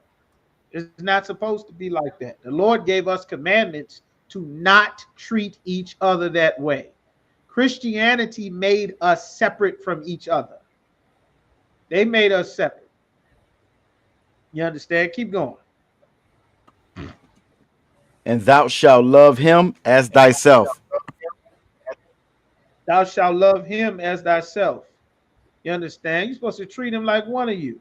Shemagabar, give me Ephesians chapter 2, Baba Kashar. All right? You're supposed to treat him as thyself. That's what the Lord said. All right? Give me that Ephesians chapter 2. That's what the Lord said, man. This is Ephesians. If we treated each other like we mattered, this wouldn't happen. Go ahead, you got it. Come. This is Ephesians chapter 2, verse 1. And you have he quickened who were dead in trespasses. That's right. Quicken means to make alive. He made us alive because we were dead in sins. To treat brothers and sisters the way that we all experience, which we just talked about, that is a sin. That makes the Lord not hear your prayers.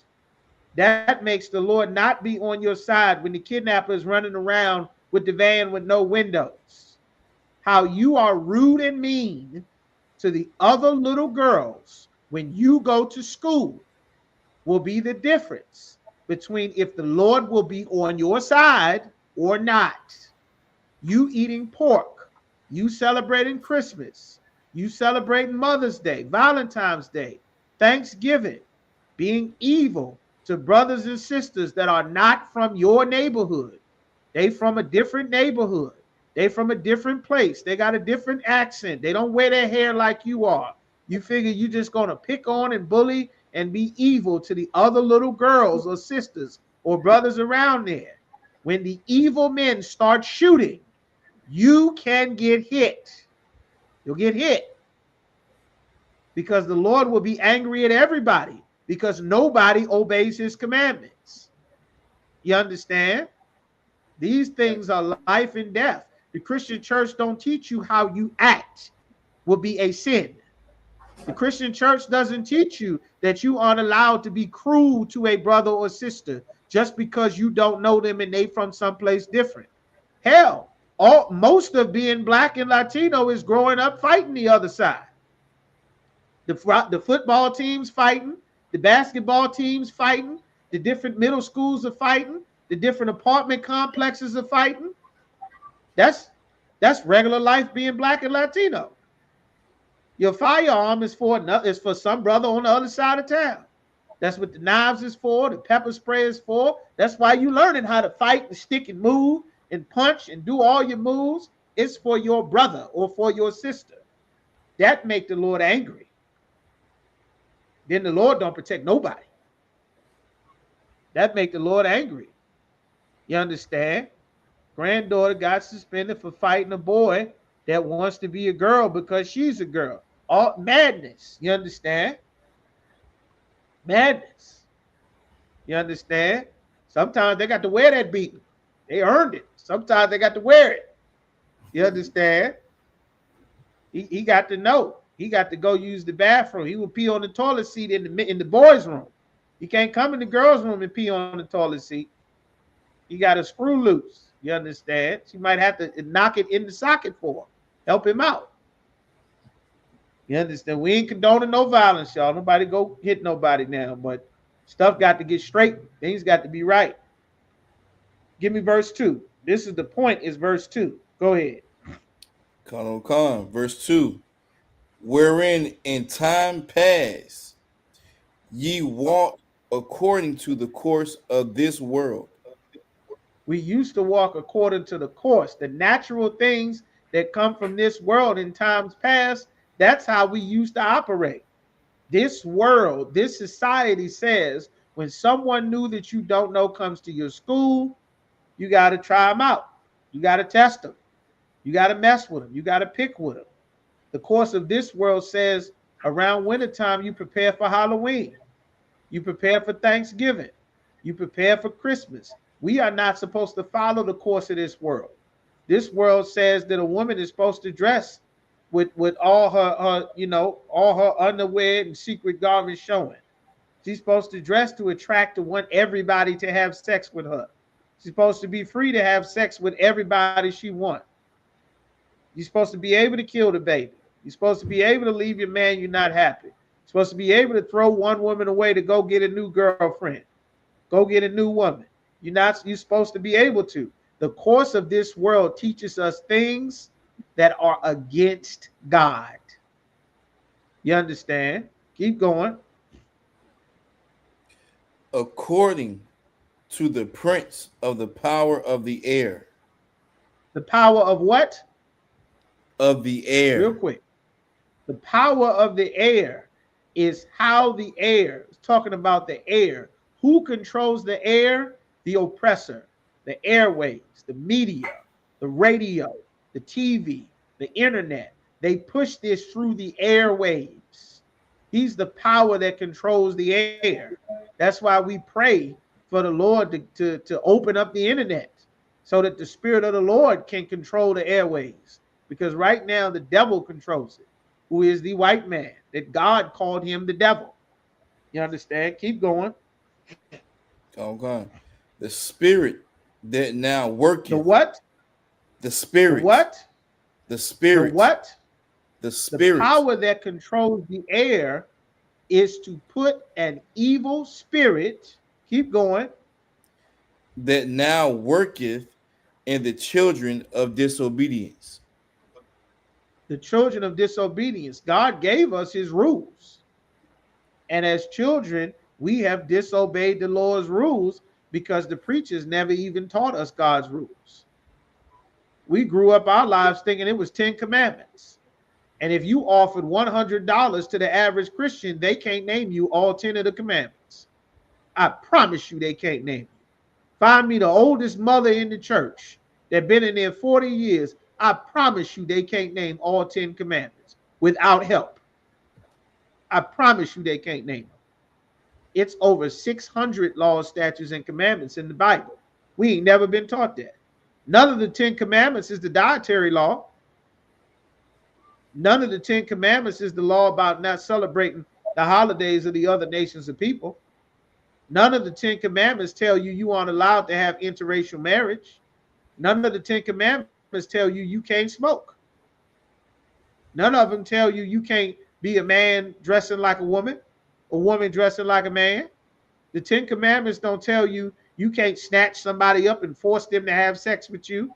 If you a man, if you a woman, if they a man, if they a woman. The 10 commandments don't say you can't have sex with an animal. You can't eat food with blood still in it. The 10 commandments don't tell you none of that. It's always been more than 10 commandments. The Christian church has given us the oppressor's culture, not the spirit of the Most High. You understand? And we got to unlearn that. All right. Let's see if we get a little bit more. The oppressor's culture is dangerous. Let's get a little bit more. Y'all up at the school, give me Leviticus, the 11th chapter. We're going to hit a couple of scriptures. We're going to hit a little blitz. Give me Leviticus, the 11th chapter. All right, we're going to get a few things. Yagadar, you give me Numbers 35. Like, we got to unlearn his culture. The culture of our oppressor has raised us to be disobedient to God. And disobedience to the Lord has put us in danger. You understand? Let's see. Smite him. Give me Yagadar, hold Leviticus 35 and 16. Yabakar, give me Leviticus the 11th chapter. Shemagabar, give me Leviticus chapter 19 and verse 17. All right. Give me Leviticus chapter 11. Come. Start at 1. Give me verse 2. Start at 2. Come. Leviticus chapter 11, verse 2. Speak unto the children of Israel. This is only for the children of Israel. The Lord never gave these rules to anybody else. The God in his Bible don't give a damn about nobody else. If you're not black, Latino, or Native American, Haitian, West Indian, Negro, Black American, the God of this Bible is not for you and don't care anything about you. Keep going. Come. Saying. Speed up. Saying, this is what the Lord commanded Moses to tell the children of Israel. Go ahead. Come. These are the beasts which ye shall eat among all the beasts These that are are beasts. on the earth. On the earth, there are beasts that you are allowed to eat. You are not allowed to eat whatever it is that walks around. The Africans can, the Asians can, the Arabs can, the white man can. But you aren't allowed to just put in your mouth whatever you find. What's food to them is not what's food to you. God gave us rules. Give me the big one. Give me verse 7, Yabakar. Come. Verse 7. And the swine. The swine is the pig. Keep going. Though he divideth the hoof. He got a split hoof. Keep going. And be cloven footed. He got a split hoof and cloven footed. His foot is split and he got a cloven foot. Keep going. Yet he cheweth not the cud. He doesn't chew the grass. That's not his primary diet. Keep going. He is unclean to you. You cannot eat him. You can't touch his flesh. You can't eat pork. You're not allowed to.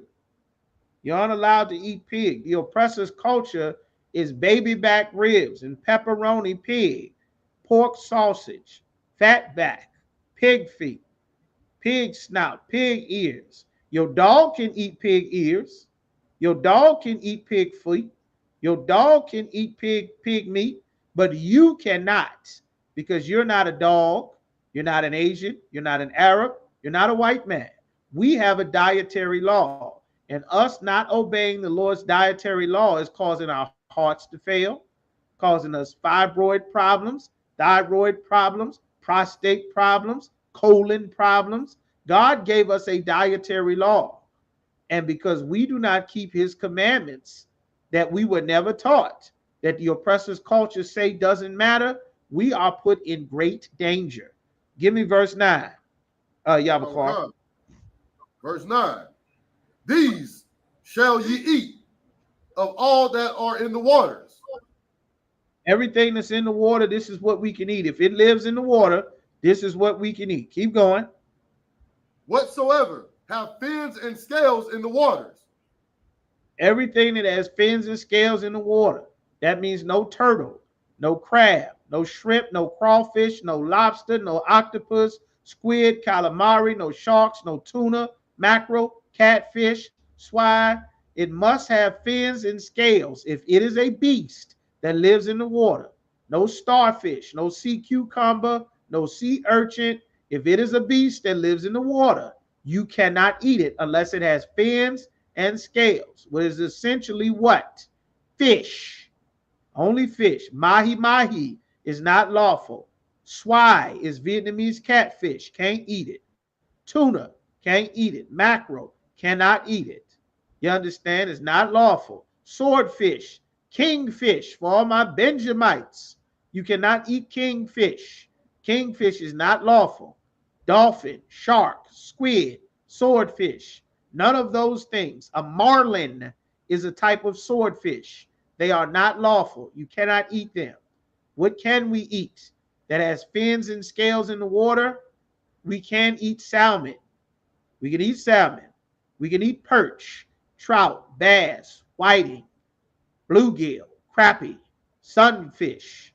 You understand? The river sunfish, not the big fat glob sunfish. Crappie, snapper, perch, whiting, croaker, trout. Those fish, those things in the water have fins and scales that we can eat. You understand? Can't eat snake and possum and raccoon.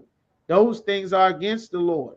You're not a white man in the woods with a bow and arrow like Daryl Dixon from The Walking Dead, hunting squirrel, hunting coon, hunting fox, hunting wolf, hunting bear, hunting hogs. You can't eat whatever the hell you come across.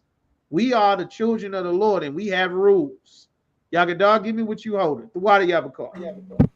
Salak, y'all, the one you said on Leviticus 35. I didn't see that. Did you? Did I mishear it? I said Numbers. I may have said Leviticus. Numbers 35. Khan. So this is Numbers chapter 35, and I think you said verse 16. That's right.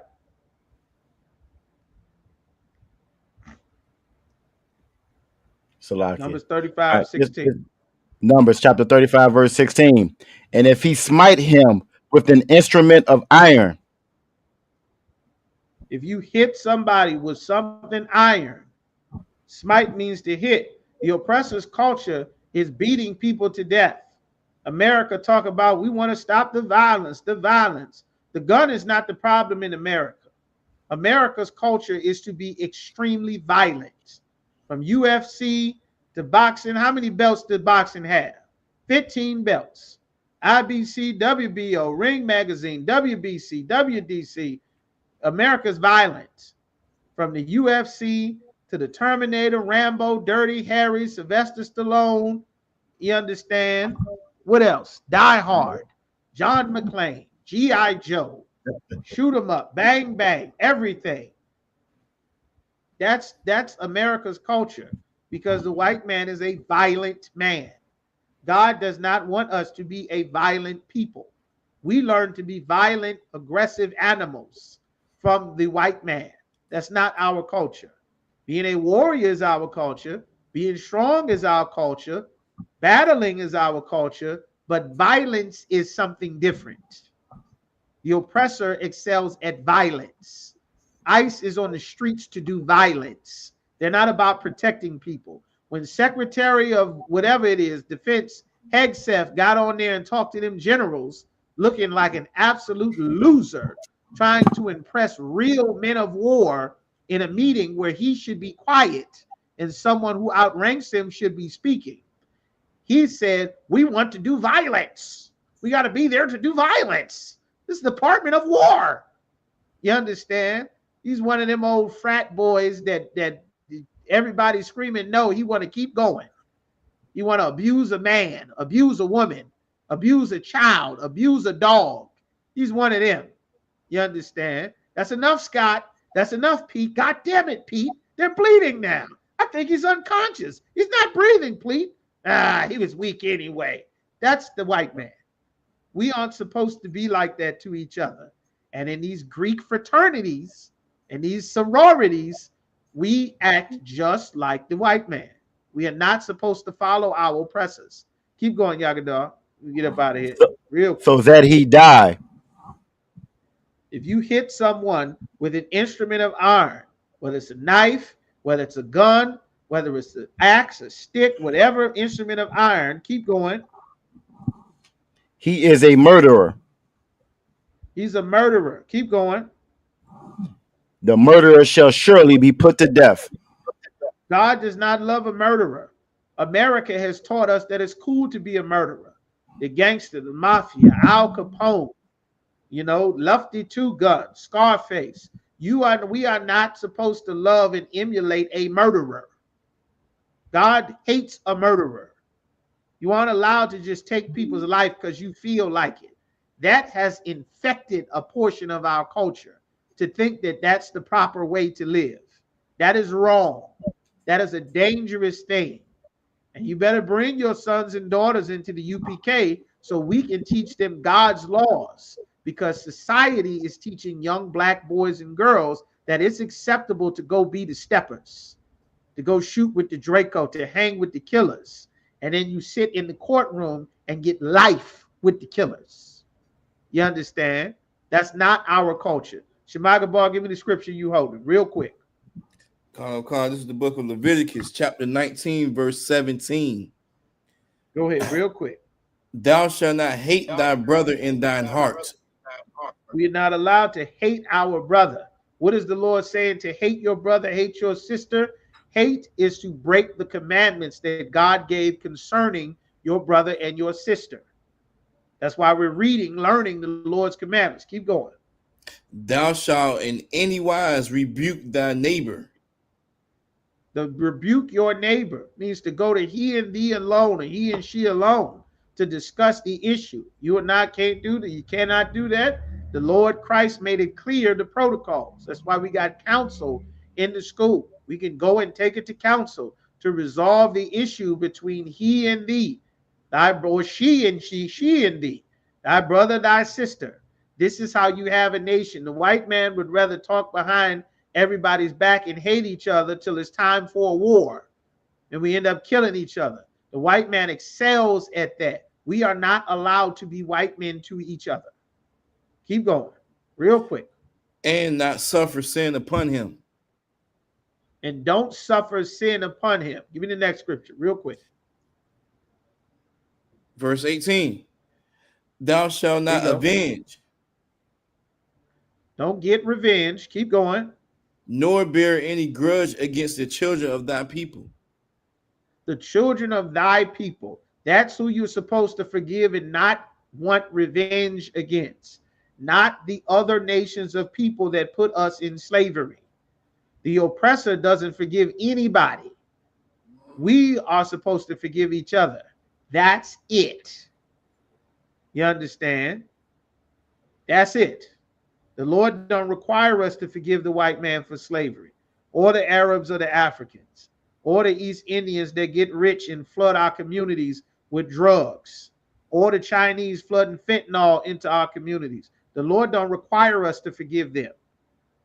You use up all your forgiveness forgiving another nation and have none left for your brother or sister. That's why we turn and be cruel to each other, breaking our backs, trying to show love to our oppressors. The Lord does not want us to do that. You understand? So we're going to go ahead and end that there. We're a little bit up over the time.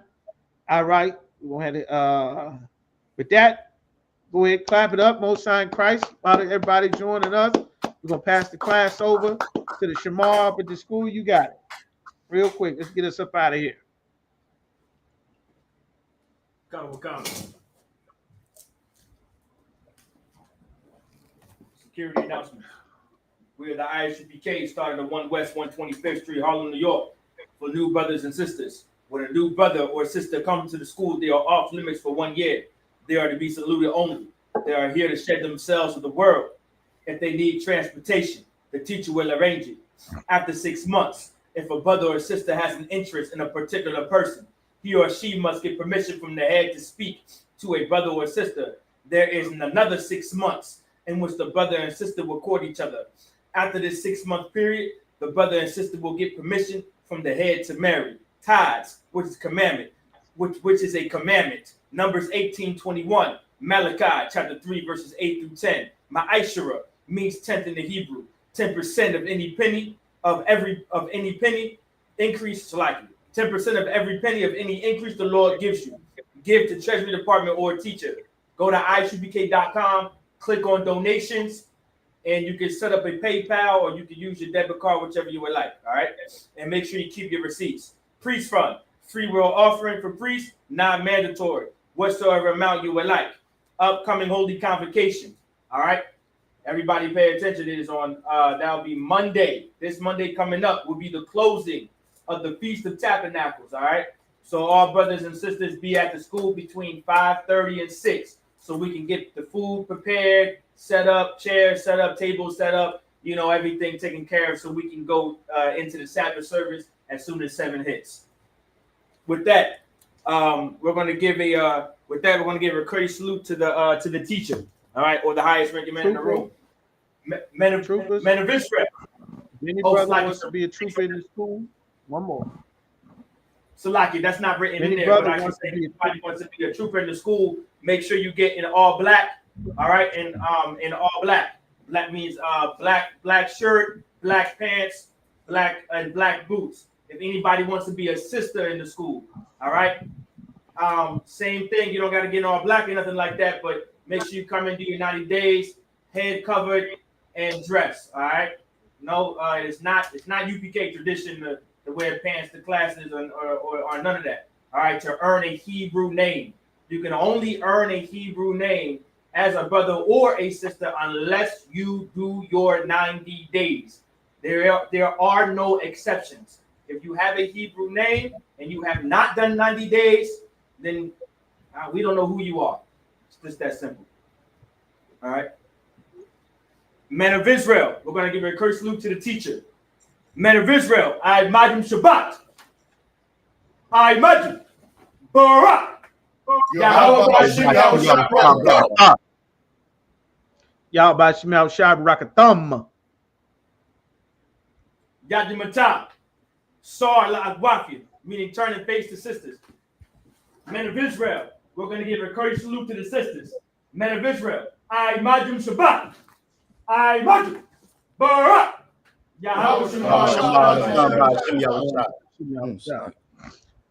Yadimata. With that, class dismissed.